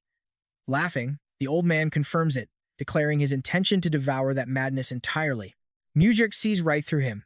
He knows that if he were an actual teenager, his ego would have been stroked enough to fall for these honey words. But he is too experienced to fall for the cheap tricks old men use to control the youth. Champa speaks of becoming the heavenly demon as if it is some simple task achieved just by shaking his hand. Lowering his cup, the young master expresses gratitude for the high praise, stating it is time to focus on his current duty. As Cheonpa stares at the cup, Mujuk hits him with a sudden, sharp question. He asks what his father would think, suggesting the cult leader would accuse him of playing cheap political games instead of focusing on the crucial duty he was assigned. But the elder counters, asking what happens if he actually succeeds as the master of the Nirvana Pavilion. If the cult leader keeps him trapped in that role, Mujuk will simply rot there forever. There is only one true path left, and that is deciding whether or not to claim the throne of the sect leader. Cheonpa argues that the cult leader will pay much more attention to him if they join forces, making his potential undeniable. The old man is not entirely wrong, but he has overlooked one key detail. Restoring the proper hierarchy of the sect is not just Mujuk's goal, it is also his father's wish. Mujuk requests some time to weigh the offer, promising to drink that symbolic liquor once he has made up his mind. Satisfied, Cheonpa nods, agreeing that is a sensible choice. Gripping his blade, he warns that if Mujuk had blindly accepted a drink just because he was told to, he would have been a fool. Unleashing his massive, heavy sword, the elder swings it with lethal force straight at Mujuk's throat. Our protagonist barely blocks the strike. Cheonpa demands an answer by tomorrow, but Mujuk calmly counters, asking for 5 days. His eyes burning with frustration, the master bargains for 3 days before leaping away. Alone once more, the young master sheathes his blade, muttering about how that brutal block hurt like absolute hell. Meanwhile, over in the Nirvana Pavilion courtyard, Mujuk's elite squad is training like absolute beasts with heavy logs strapped to their backs. Leading the brutal drill, Commander Jang Ho roars, demanding to know if they are seriously giving up so early during a standard training session. He yells, asking how they expect to survive real missions in this weak state. He barks at them to push through, shouting that wives, children, and friends might betray them, but their honest sweat never will. Daeryong chuckles, whispering to Mujuk that since Jang Ho is single, talking about wives and kids is pretty hilarious. Mujuk laughs softly in agreement before his friend changes the subject, asking how he pulled off that incredible feat. Confused, Mujuk asks what he means. And you and I can definitely agree with his shock. The mighty Southern Blade House actually published a public apology admitting their massive mistake. But Mujuk simply tells him to go ask them himself if he is so curious. Shuddering, Daeryong retorts that if he stepped foot there right now, he would return without his legs. Let's dive right back in. Muk insists he can dance on enemy turf and still return in one piece, leaving his ally completely baffled while Muk himself can only think about Chia, who is still waiting for an answer. Quickly changing the subject, he shifts focus to Yangta and his son, ordering them to be locked away in a high-security prison where nobody can reach them, ensuring they finally pay for their horrific crimes. His friend nods in agreement as Mu walks away. If he had not stepped in, that evil duo would have kept terrorizing people forever, leaving Guoku and his family to rot in utter misery. Scum like Yangta always leave a trail of hidden victims our main character did not even know about, and those numbers would just keep growing. But he was determined to put an end to their tyranny. Later that night, curious crowds gather in the demon village, staring as a brand new sign for the Nirvana Pavilion is hung outside a building. Muk explains this is a branch where people can report abuses of power committed by sect warriors. The citizens just stare at him, totally confused and skeptical of his words. Seeing their hesitation, the young man asks what they normally do when warriors abuse their power. An old man with a mustache looks bewildered and mutters, "Huh? What do we do?" That clueless reaction tells Muek everything. The common folk here simply endure the suffering in silence, too terrified to speak up even when they know they should. Can you blame them? To even reach the main pavilion, they had to state their business at the gates, reveal their identity, and endure invasive body searches. And that was just the first checkpoint. They had to endure those tedious security checks multiple times before ever reaching the main hall. So, The young master announces that from now on, any issues with cult warriors should be reported right here. The villagers gasp, whispering among themselves, is he actually serious? He nods, urging them to spread the news so everyone knows they have a safe haven. He reassures them not to fear payback, because anyone who dares to retaliate against someone cooperating with the Nirvana Pavilion will be executed on the spot. The mustached elder is stunned, realizing the second young master truly cares about the common people. He bows deeply, promising to spread the word to everyone, which brings a faint smirk to Muck's face. He realizes that by using this pavilion as a shield, they can protect helpless villagers, low-ranking martial artists, and anyone oppressed just for being weak. His goal is to establish a simple, undeniable truth in this brutal world. Every single life has equal value, and that is how they will change things. Heading back to his courtyard, our hero finds Champa leaning on his massive sword, waiting just like before. The old man asks if he is finally ready to accept his offer of wine, and Muck silently sits down, nodding. Champa picks up the bottle and slowly fills the boy's cup. The air is thick with tension as they lock eyes, neither willing to back down. Once the cup is full, the demon master gestures for him to drink. But Mu stares right back, calmly stating he needs a side dish first. The old man grows impatient but begrudgingly asks what kind of snack he wants. And Mujuk boldly demands the entire demon army, making the old man's eyes widen in absolute shock. To make things clear, the young man says, "Please feed me the demon army." A heavy, deafening silence immediately settles between them. When Champa finally breaks the silence, he warns the boy that the world does not work like that. But Muck just scoffs, asking if it is not normal to have a snack with drinks. The demon rubs his temples, absolutely furious that after waiting 3 whole days for our main character, the boy still has the audacity to propose such an incredibly absurd condition. He rips his sword from the ground, shouting that the deal is off and that he will personally deliver Muck's severed head to the heavenly demon pavilion. As the blade comes crashing down, Muck swings his own sword, deflecting the deadly blow. The sheer impact sends Moose sliding backward, his hands buzzing with pain. Champa grins, admitting that was not bad at all, noting how perfectly the boy utilized his internal energy to block. The old man realizes taking his head won't be a walk in the park. He swings his massive blade again, but Muck easily dodges the assault. Now, pay attention here, this is where the fight gets incredibly intense as our hero anticipates the move, raising his blade to block while unleashing his own explosive aura. They are perfectly matched, both radiating immense pressure as the clash continues. A massive shockwave tears through the air, shattering the pavilion roof as the ground beneath them splinters. That destructive force is merely the byproduct of their colliding swords clashing in midair. Chia forces Muck back once more with a heavy blow, but the old man freezes when he looks down. His own hands are trembling, proving the kid is a genuine monster. He grits his teeth, spotting a tiny crack on his own blade, and mutters how intriguing the boy is. Suddenly, a blazing red fire aura erupts around Shia as his rage reaches its peak. Muck watches him, sweat dripping as he grinds his teeth, tempted to unleash the legendary 4 steps of the Wind God. He is dying to see if this old monster could actually block his ultimate step of annihilation. But checking his limits, he decides against it. Time is on his side, and there is no point risking defeat by running completely out of internal energy. Stepping back, the young man calls out, "Please, just hand over the demon army." This only fuels the elder's rage, who demands to know who would even lead them, since he is too busy running the Nirvana Pavilion. Muja calmly suggests appointing Jen Ho, the 3rd commander. Champa scoffs, pointing out that Jen is currently on his side, and warns that such reckless greed will soon lead to his downfall.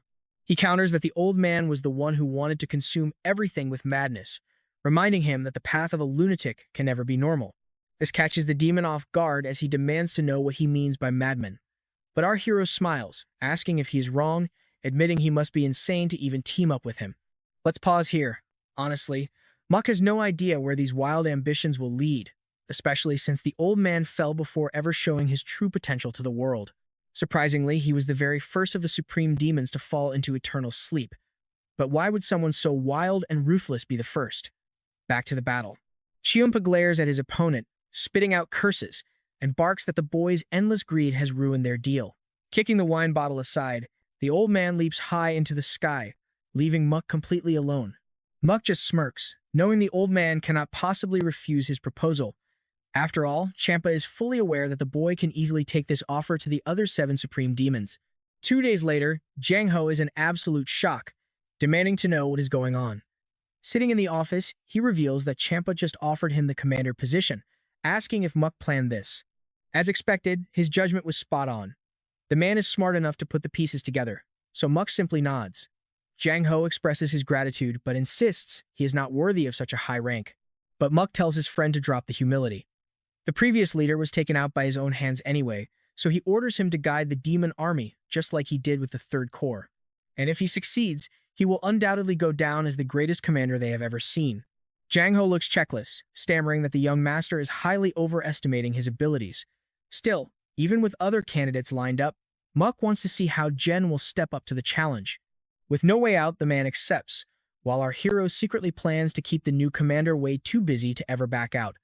Sometime later, the mood shifts completely, as Mujuk sweats nervously at the sight before him. It's his father, wearing a floral robe and staring with intense gravity. And that's where we leave it for now. Trust me, you're going to want to see what happens next. All right, you and I are diving right back into this awkward family reunion where our hero spots his father, Woojun, wearing what looks like a weird rogue outfit. Woojun claims they're just his pajamas, before asking what his son is doing here so late. But the boy points out it's literally still early afternoon, calling out his old man's ridiculous habit of going to bed way too early. He warns that the leader of the Myron Alliance might ambush him in his sleep. But Woojun loses his patience, cutting the talk short, while Mu reveals he plans to use the demon of the bloodied heavens as his ultimate sword. His father sighs, reminding him he wanted to kill that guy just yesterday. But the kid explains that destroying the old man would be a total waste, leaving the bearded leader staring at him in complete silence. This wasn't news to the celestial demon. The moment Yangta recommended Jang Ho, he knew they would end up joining forces. Still, his father warns that Jang Ho isn't someone he can easily tame. But our main character has no intention of taming him, he just wants to use him until he breaks, claiming he's still too worthless to join his collection. Woojun asks what happens if the old man turns on him. The boy just smiles, saying he'd love to see him try because they're built differently. After all, the old man is fragile. If he breaks once, he's done. Unlike the young, who only get stronger with every single battle. Despite the bold words, the celestial demon doubts he can pull it off and asks why he's sharing this plan. The boy simply replies that he is just reporting to his boss. Since he gets paid, reporting is mandatory. But the father asks if he's actually here to beg him to accept Jang Ho's recommendation. Now pay attention to this twist. He smiles and tells his father to absolutely reject the recommendation. This makes Woojun incredibly curious as to why he wants his own nominee rejected. The boy explains his real plan is to humble the old man, who acts like he is superior to everyone, including Woojun himself. This leaves his father thoughtful before he asks if Muk is seriously giving up on the demonic army, warning him to stop wasting time. The boy anticipated this and confirms that's exactly what he's doing. He stands to gain something else from Chia, but only if this plan fails. His father asks if this mystery prize is really more important than the entire demonic army. The boy says yes, but promises he'll still seize the army later. Woojun turns away, telling him to stop being ridiculous, making Muk smile, because nothing is more ridiculous than his father's weird pajamas. Back at the celestial demon's palace, Woojun hears reports that despite the chaos, Muk has been outstanding within the sect lately. He eyes Chia, questioning if he's pulling the strings, but the elder quickly denies it. He insists Muk did it all on his own, possessing undeniable talent. Woojun still thinks the kid is too immature, prompting Chia to reveal that is exactly why he came. He wants to guide the boy to even greater heights, and the leader agrees it would be a golden opportunity if he is truly willing to help. The elder thanks him for the blessing. Seizing the moment, he asks for a little extra favor, leaving Woojun wondering what exactly he is plotting. He asks for authority to handpick the next commander of the demonic army. This immediately reminds Woojun of his son's warning to absolutely reject any of his recommendations. Now let's see how he handles this. He tells Chia it's impossible, but the old man desperately argues that Muk wanted this too. Faking sincerity, Woojun says he has done enough for his second son and must now respect his firstborn's feelings. He then starts preaching a boring lecture about raising disciples. His point? If you support someone, you must back only them. Chia was heavily criticized for this, but honestly, the celestial demon couldn't care less about his pointless life lessons. Unlike the elder's generous heart, Woojun has absolutely no issue crushing anyone who dares speak against him. Though clearly annoyed, Chia stays silent, prompting Woojun to ask if he has anything else to say. Bowing, the elder says no and takes his leave. He storms out furious, refusing to understand why Woojun isn't backing him all the way. If you support someone, you go 100%. That night, he meets Muk for a drink, complaining that the cult leader favors his brother. Staring back, the young man asks if he genuinely believes that. He groans that their efforts were wasted, but Muck retorts that if he's losing, he should work harder. Furious, Chia snaps, asking if he thinks he's incompetent, but the boy says he's just disappointed. Putting his cup down, the elder explains it was impossible to make Jang Ho the commander anyway. Before he can explain, the boy cuts him off, asking if his partner has already given up completely. Pouring a drink, he says there's no use pushing for something that won't work. Muck teases him, asking if he was just acting tough all this time while being unable to do one simple task. Those words pierce right through the old man's pride. Acting tough? One simple task. He tells the kid to get real. But the boy reminds him he was the one who offered help. The elder retorts that Muck was the one begging like a child for the impossible. Muck says he should have rejected the deal up front instead of nominating Jang Ho the very next day. He unsheathes his blade, carving a line on the ground between them. Analyzing the situation, he says that represents the boundary of trust he stood on. He carves another line, suggesting it better represents the barrier between the elder and Wu Jun. The elder watches the kid's flawless logic, staring at him with smug superiority. It is a total victory. He has nothing left to say. Muck adds that if he were in his shoes, he would have made it happen. Glaring with pure hatred, Chia dares him to try it himself. The boy acts confused, but the elder snaps back, saying since he mocked him for failing such a simple task, he should be able to pull it off easily. Muck asks what his reward is if Woojun accepts. But Chia is certain the boy will fail, confident his father will reject him just like he did to him. Knowing Woojun perfectly, the elder is shocked when the boy suggests a bet, but he quickly accepts. If Muck loses, he must serve him obediently and stop asking for favors. But when Muck asks what happens if he wins, the old man freezes and they lock eyes. He promises to give him anything he wants. Muck demands an elixir made by the celestial demon, something far better than the essence of the demonic pill, which the old man calls absolutely impossible to find. But that's exactly why he asked. He needs a rare elixir that will grant him far more inner energy than the essence of the demonic pill. He knows he has the divine pill, arguing that without the elixir, their partnership is dead. And trust me, you and I are going to want to see how this ends. All right, let's dive into this. Hai finally folds, promising the elixir if the boy can actually appoint the new commander. Muck draws his blade, sealing this as a sacred promise. Their swords clash, locking in the deal before they part ways. If he can take the divine pill on top of the demonic pill essence, his power will become absolutely perfect. No supreme demon could ever match his raw energy. Plus, he already has a genius plan to make sure he wins this wager. So he asks Mong, his father's trusted advisor, to be completely honest about Jang Ho's chances of leading the demonic army. Mong sighs deeply, admitting the odds are less than 10%, even though he heard that Chia had already recommended him. But Mong explains that Wu Jun already rejected the proposal. He knows Wu Jun won't change his mind without a massive, undeniable reason. What if another supreme demon stepped up to recommend Jang Ho as well? Watch closely. This idea stuns him. Nukri is incredibly confident, already targeting his next move. That night, Mayong tries to focus on his ledger, but his mind keeps drifting back to his conversation with Muck. Two supreme demons backing the same candidate. That has literally never happened. If they pull this off, Jang Ho is guaranteed to become commander, completely justifying this sudden shift in plans. But he wonders if they can actually pull it off. The boy simply replies that he will try, noting that dealing with two tigers is sometimes easier than dealing with one. That last sentence deeply troubles him, wondering if the other tiger is the supreme of the sword. Meanwhile, far away, Ba Jongtak from the Northern Sky Sword clan demands to know what they mean by violence. Sitting in Mudok's office, he claims the servant is framing him, demanding a confrontation.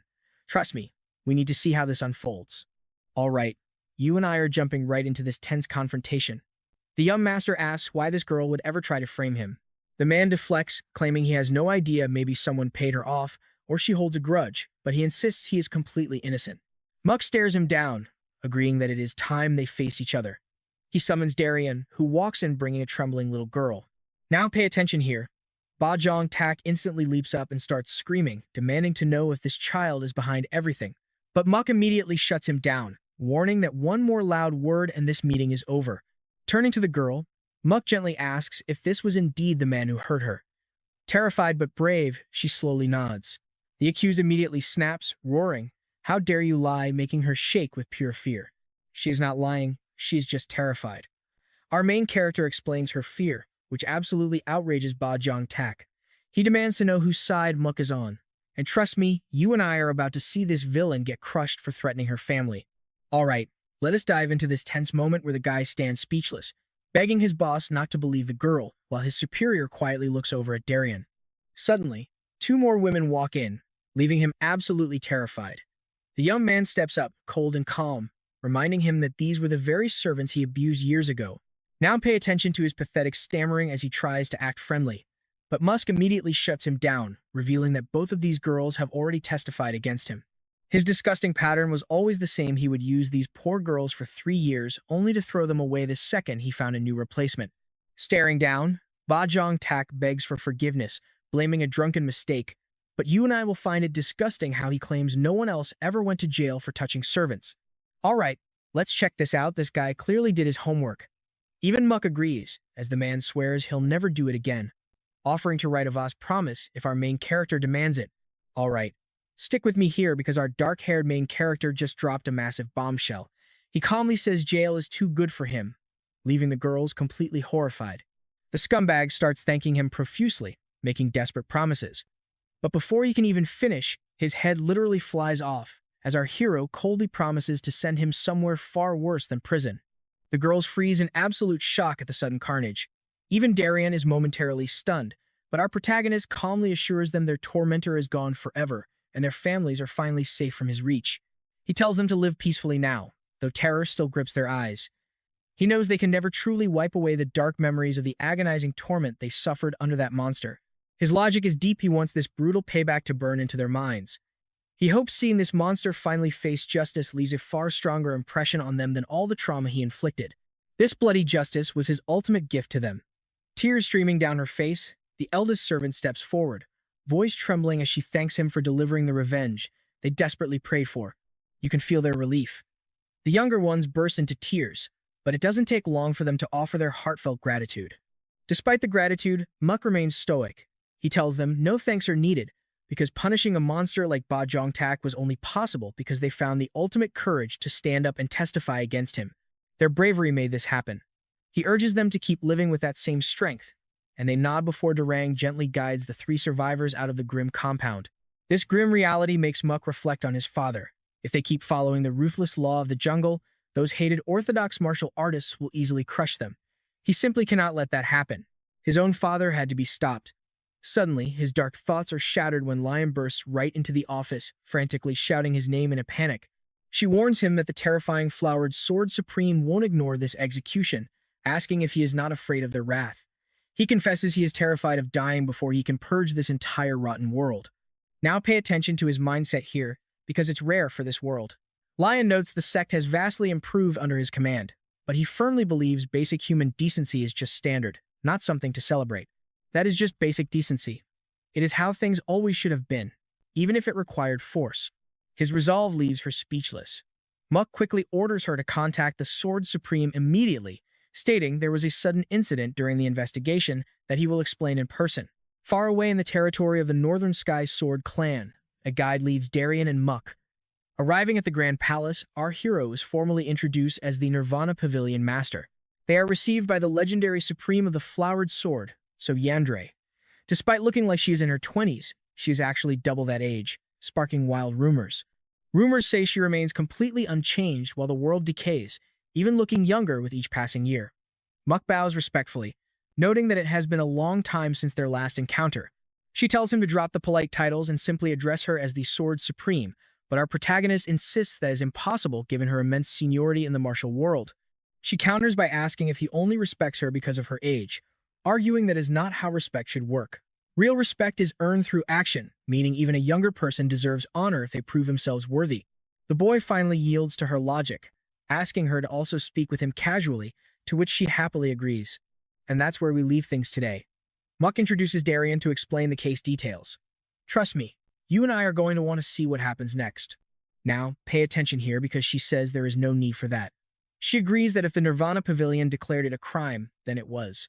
Besides, that guy totally deserved his fate, so her house is not starting a war over it.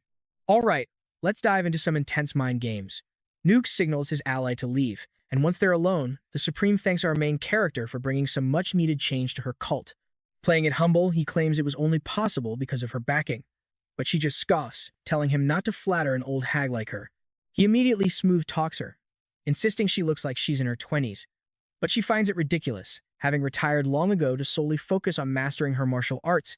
Her past life was a completely different story. After Huji brought down Wu Jun and closed the sect, every single master started fighting to take over the throne. Ultimately, the Supreme of the Flowered Sword took the crown first, plunging the entire region into a state of constant, brutal warfare. She was terrible at politics and hated ruling, leading to her downfall after only 4 years. Back in the present, Mujuk admits he was stuck in a very tight spot when it all went down.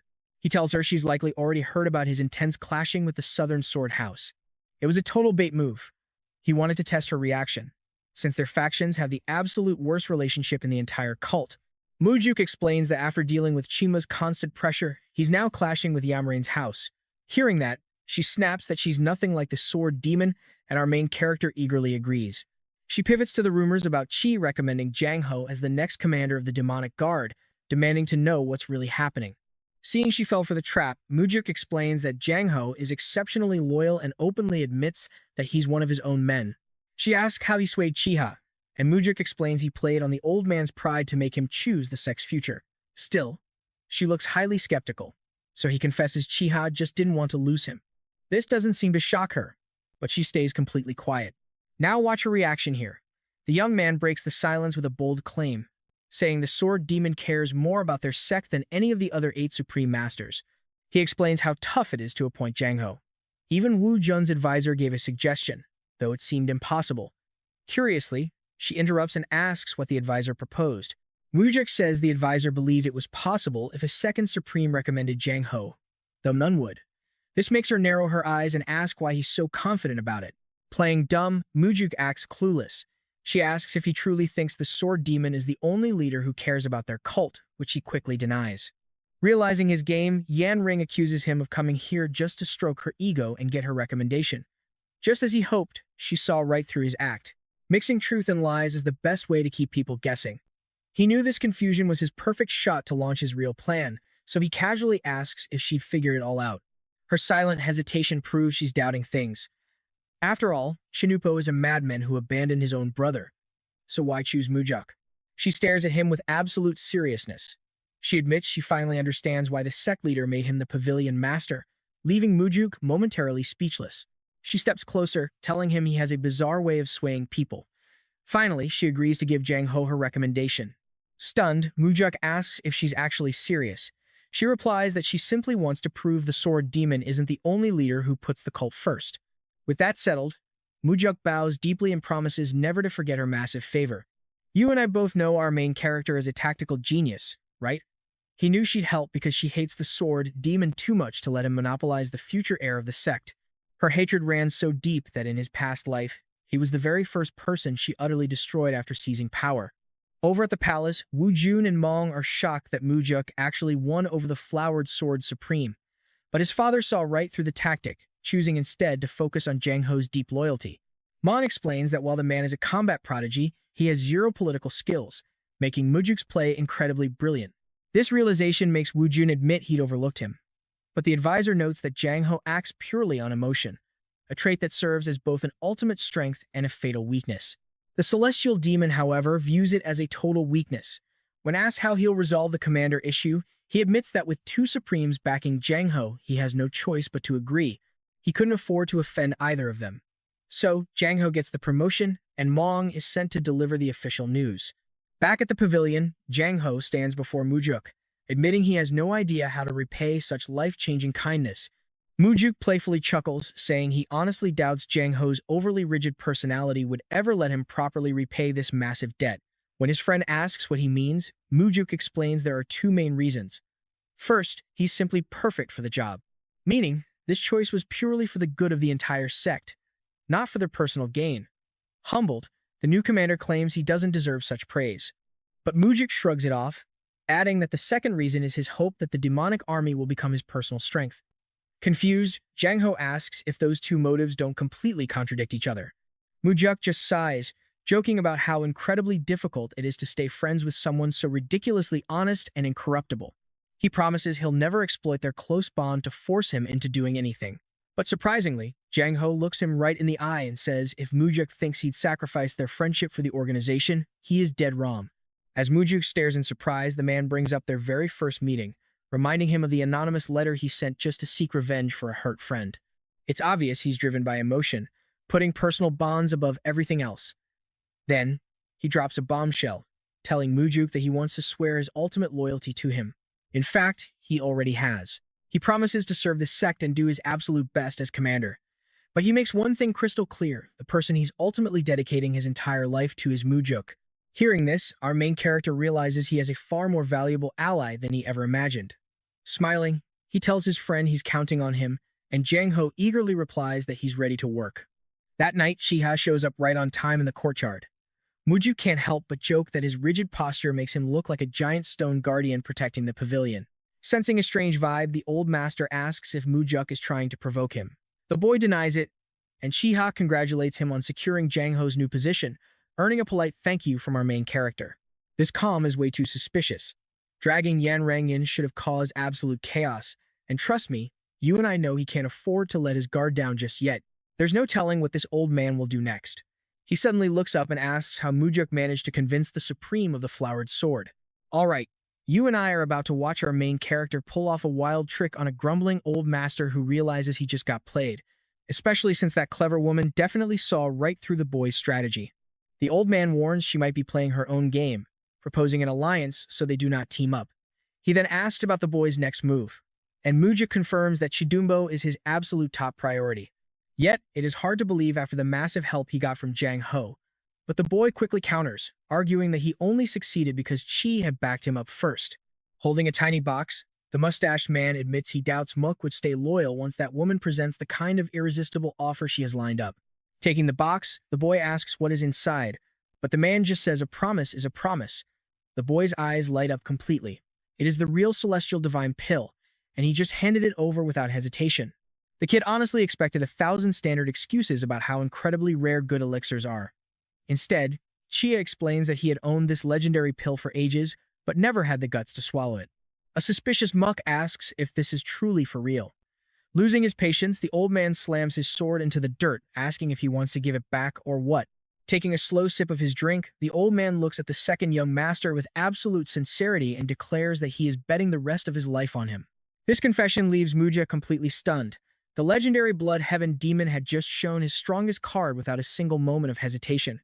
Before, the boy told his father there was no point keeping Chinampar around. But with this incredible gift, everything changes. Since the old man is this committed, the boy will do whatever it takes to keep him close. He bows, expressing his deep gratitude. But when he asks the old master to guard him while he consumes the pill, the old man freaks out, asking if he is crazy to swallow it right here. But to the boy, taking it in front of the giver makes perfect sense. Letting another martial artist guard you while you channel your inner energy is a big deal. It is the ultimate level of trust a martial artist can show. Now, watch closely as Chia asks if Mukri truly trusts him, right before the boy swallows the pill without a second thought. After all, if it is poison, he would just have to do the old man's bidding for the antidote. The demon asks why he is so sure it is not poisoned, but Muck knows he is not that cheap. Still, he pushes, asking what happens if his gut is wrong.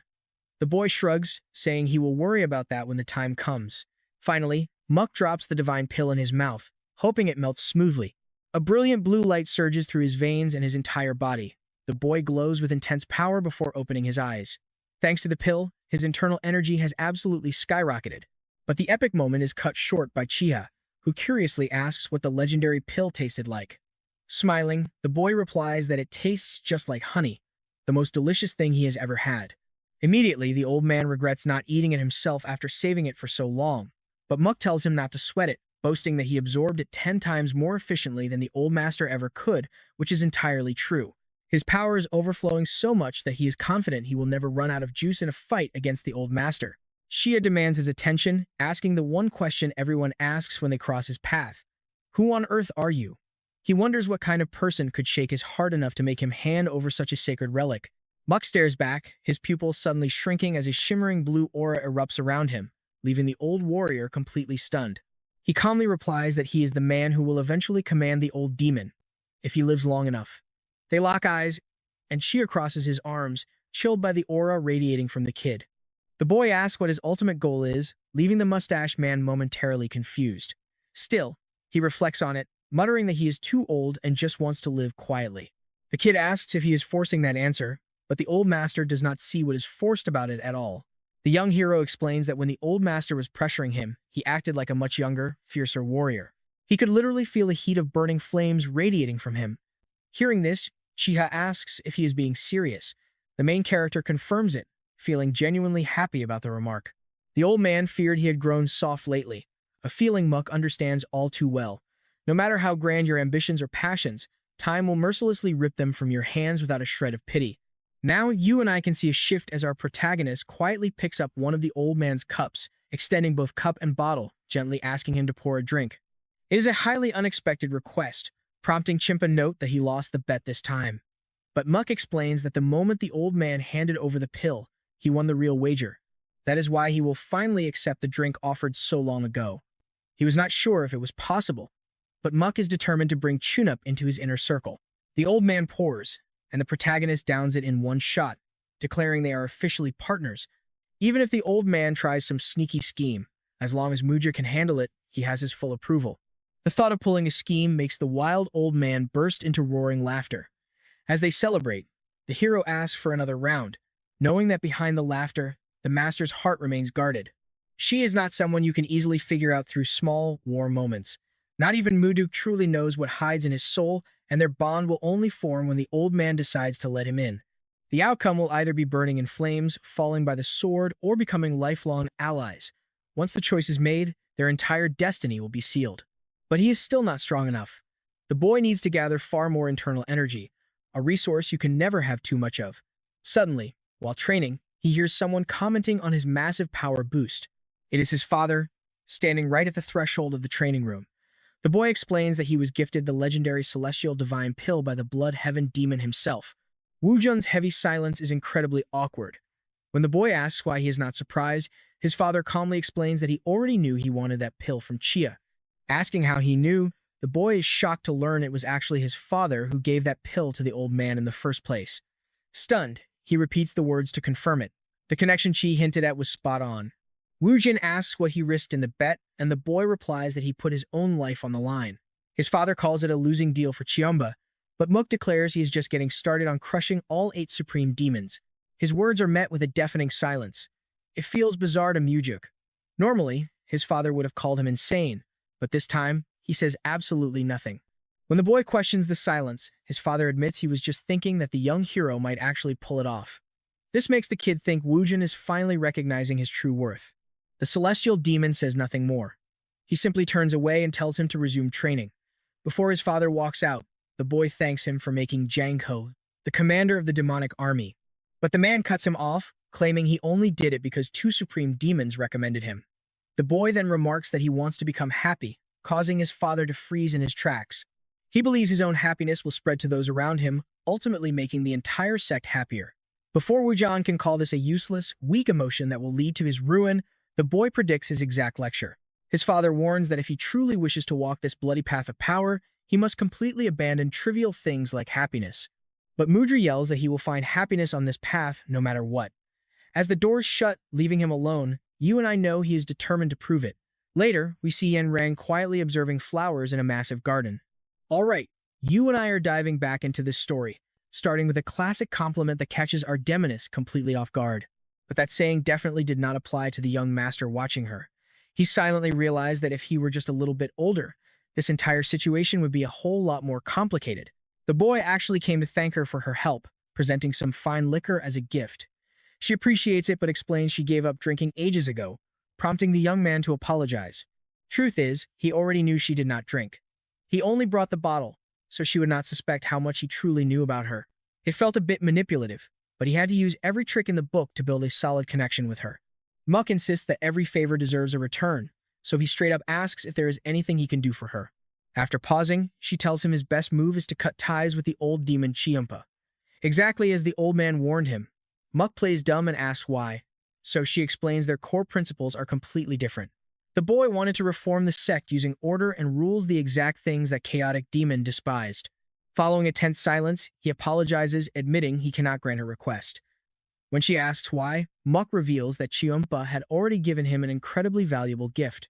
He did not really want to brag, but being honest was necessary because he wanted both powerful demons on his side.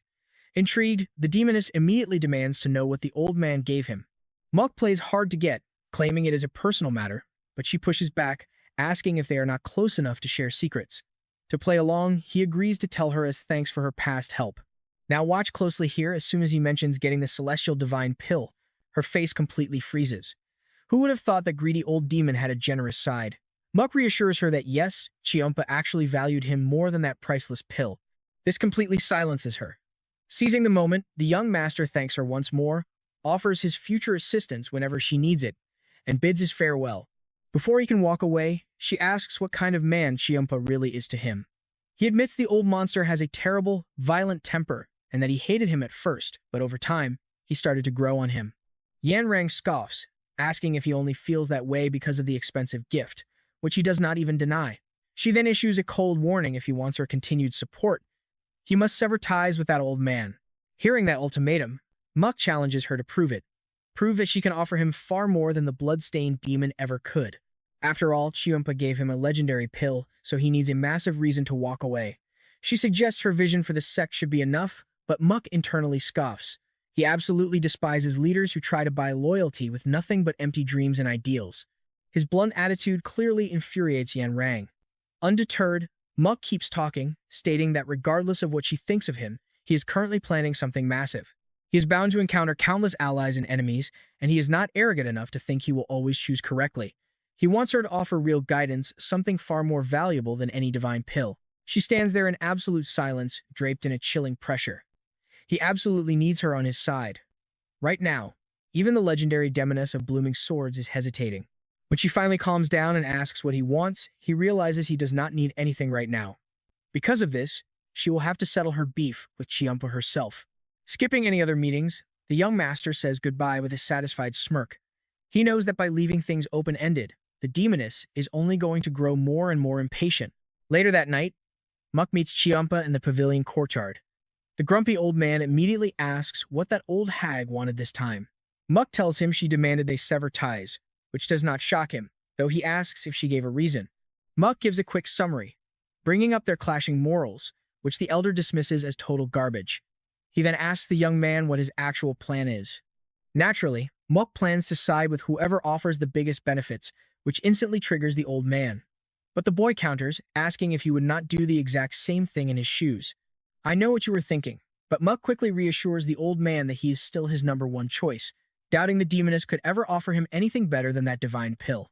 Still, the old man warns him that the demoness is completely ruthless and capable of anything to ruin him. All this constant bickering makes Muk wonder why their past relationship is so messy. Just bringing up the past seems to make the fierce elder deflate. Muk actually knows the truth, but the stubborn old man deflects, grumbling that he does not need a reason to hate her. Sensing the mood, Muk changes the subject and invites him out for a drink so he does not go home sulking. Chiompa then asks how the boy perceives him, and Muk calls him surprisingly calm. In his mind, that is not a bad trait. When you are disappointed, you deal with it. But when you are genuinely angry, you have got to let it out. Muk offers to cover the tab this time, which is all it takes for the old man to eagerly agree and head to the demon village first. Soon, at a local tavern, all eyes are locked on this bizarre duo. Muk is pretty surprised, thinking the elder would prefer a rowdy brothel with experienced hostesses. But the old man scoffs, saying he is not into that, unlike his wild brother who absolutely loved it. At the mention of Kayang, the old man snaps, telling him not to ruin the vibe. Muk agrees, but he actually brought up the name on purpose to see if the emotional wound was still fresh. Suddenly, the tavern owner greets them warmly.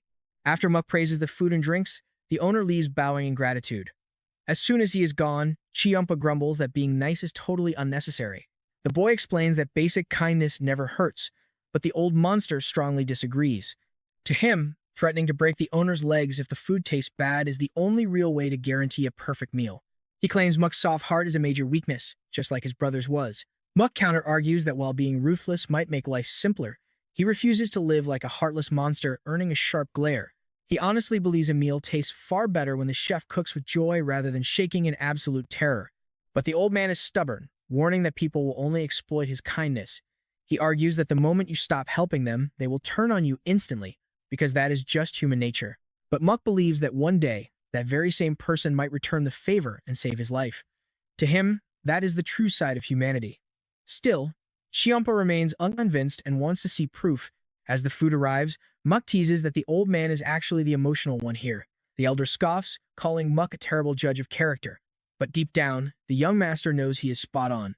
With every single meeting, this fierce warrior acts more human. Even right now, he is opening up and sharing his deepest thoughts, something he has never done with anyone else. Taking advantage of the moment, Muck suggests he start controlling his disciples better before they pick another fight with the Nirvana Pavilion. This comment instantly enrages the old master, who calls him incredibly arrogant, though Muck just throws the word right back at him. This only fuels the old man's rage, but Muck keeps pushing, mocking how he looks down on the entire sect and even his own father. He mocks how Chiumpa excuses his behavior just because he is the legendary blood-stained demon, acting like it is totally fine if his students are garbage. This sends the elder into a frenzy, completely shattering their table. The entire tavern watches in horror as his fiery red aura erupts. He roars that Muck has crossed the absolute limit of arrogance, threatening to beat him to a pulp right then and there. He glares at the trembling owner, demanding more drinks, but the main character quickly stops him. And that is where we leave them, trust me.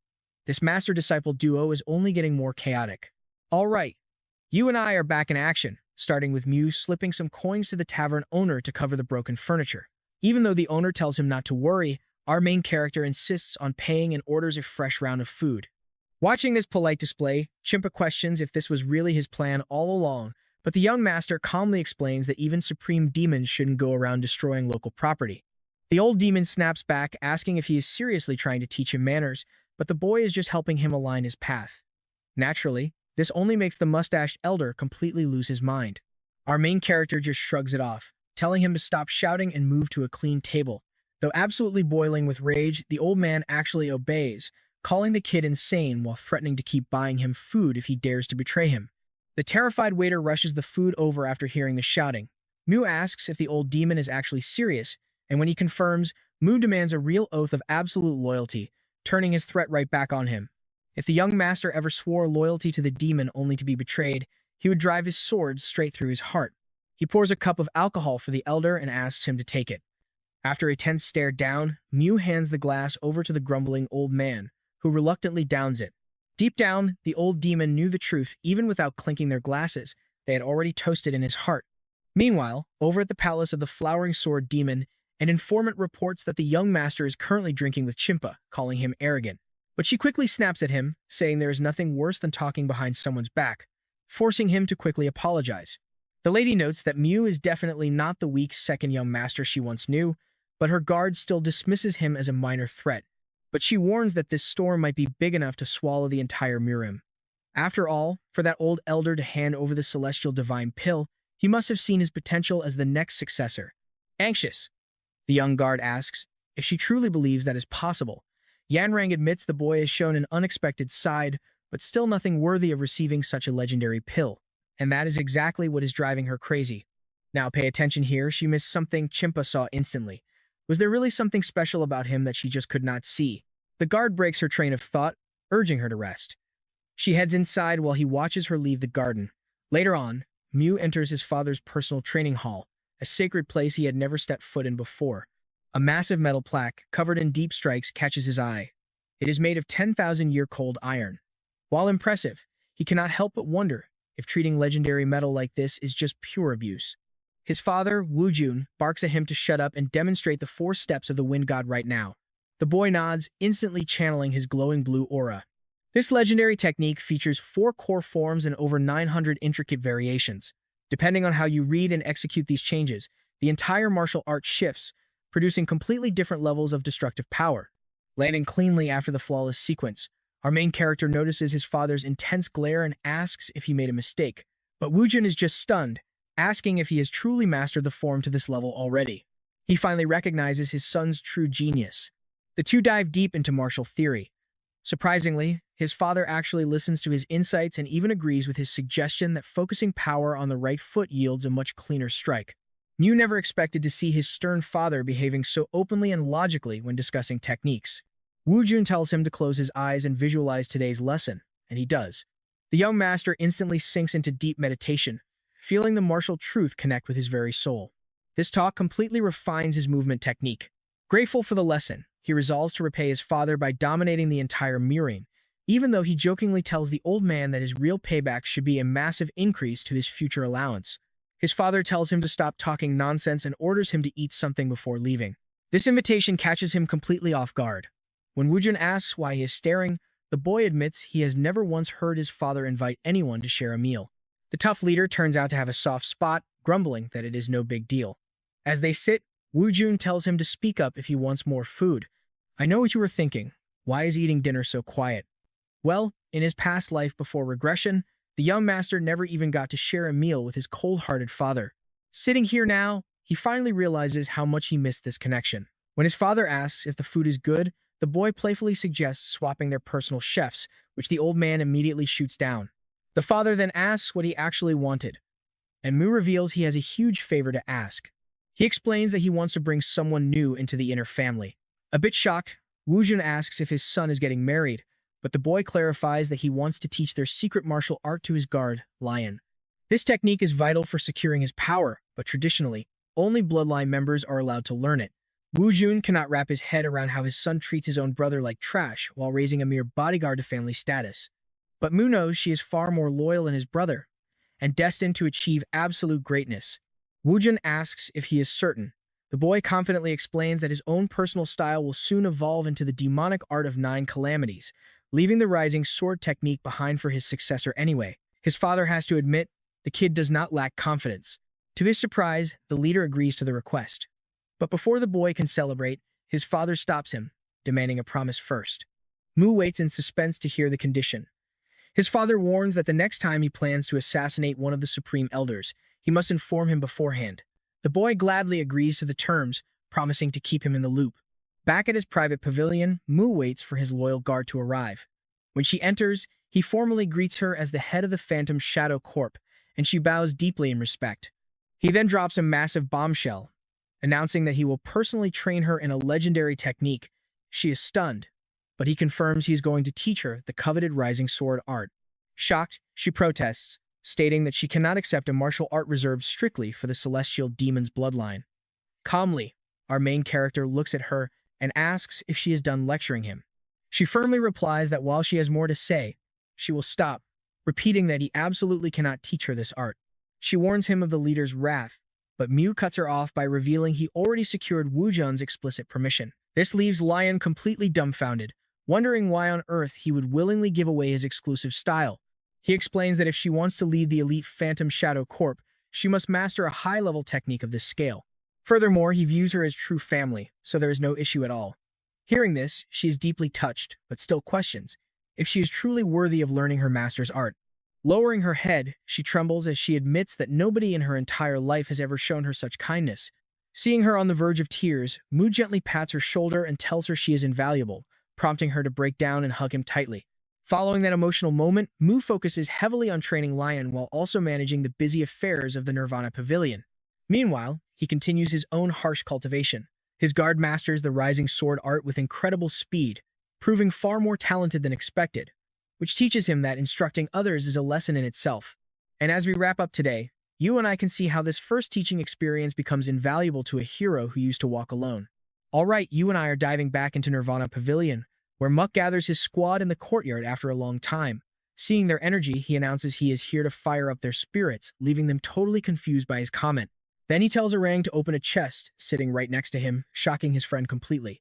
It is a massive pile of cash, making him ask what this is all about. Mujik orders him to hand a bill to every single member. He hesitates, but his master remains firm and tells him to hurry up. This unexpected gift leaves everyone stunned by the massive amount.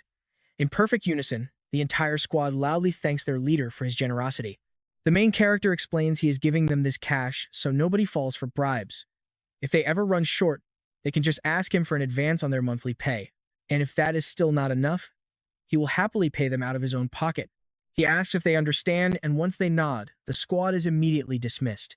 Out in the hallway, Darion wonders how Mew knew Akko desperately needed cash for his brother's wedding. He explains that Akko spent everything on his late parents' medical bills and supports his siblings, leaving him completely broke. Now don't blink, because Musk plays dumb, but his old friend is not fooled. He originally planned to only help Aiko, but decided giving cash to the entire squad was much better. Our protagonist wonders if it even matters, but Darion insists that real loyalty does not just appear out of thin air. The hero laughs it off, calling it a cheap trick to make himself look good. But the young man refuses to believe that, knowing people would exploit his master anyway. This sudden, honest comment leaves the powerful leader completely speechless. Before he can reply, Durang says goodbye. Later, in Namjang, Jumpa asks what Mu was doing there, joking that he must have done something bad to get arrested. The boy asks if he committed any new crimes, and the demon jokes his entire life is a sin. Luckily for him, Muck laughs and says he is not going to jail today. Let's pause here. The old man questions the visit, only for the boy to hand over a mysterious red box. He even jokes if poison gas is going to blast out of it. Mook jokes about where he can buy boxes like that since he wants some. Even as Chia keeps pressing to know what is inside, Mu tells him he has to open it to find out. Suspicious. He carefully opens the lid to find top-tier poisonous wine. Confused as to why Muja would bring this to his home, the young man reveals it is a birthday present. This completely stuns the old man, but our hero warmly wishes him a happy birthday, confirming that today is indeed his special day. Stunned, Chion admits he forgot all about his own birthday years ago. Seeing Muck smile, he asks how the young leader managed to dig up that secret information. Mujiv boasts that the Nirvana Pavilion knows absolutely everything, even the old man's underwear count. Testing his claims, Shuma smugly asks him to name the exact number. Our main character admits he is just exaggerating, but genuinely wishes him well. Having delivered the gift, he says his goodbyes to the mustache man. Before he walks away, the demon asks if he really came all this way just to drop off a gift. He confirms it, telling him to just accept it from the heart. The old man wonders if he is really leaving so soon, but as a busy leader, he suggests they hit the Pumri Tavern tonight. Even after he leaves, Shia stares at the gift in disbelief. Stepping outside, Muduk encounters an unexpected guest. It is Yan Rang, inviting him for a drink as they lock eyes in a tense standoff. And that is where our story pauses for today. Hit that notification bell so you and I can catch the next part.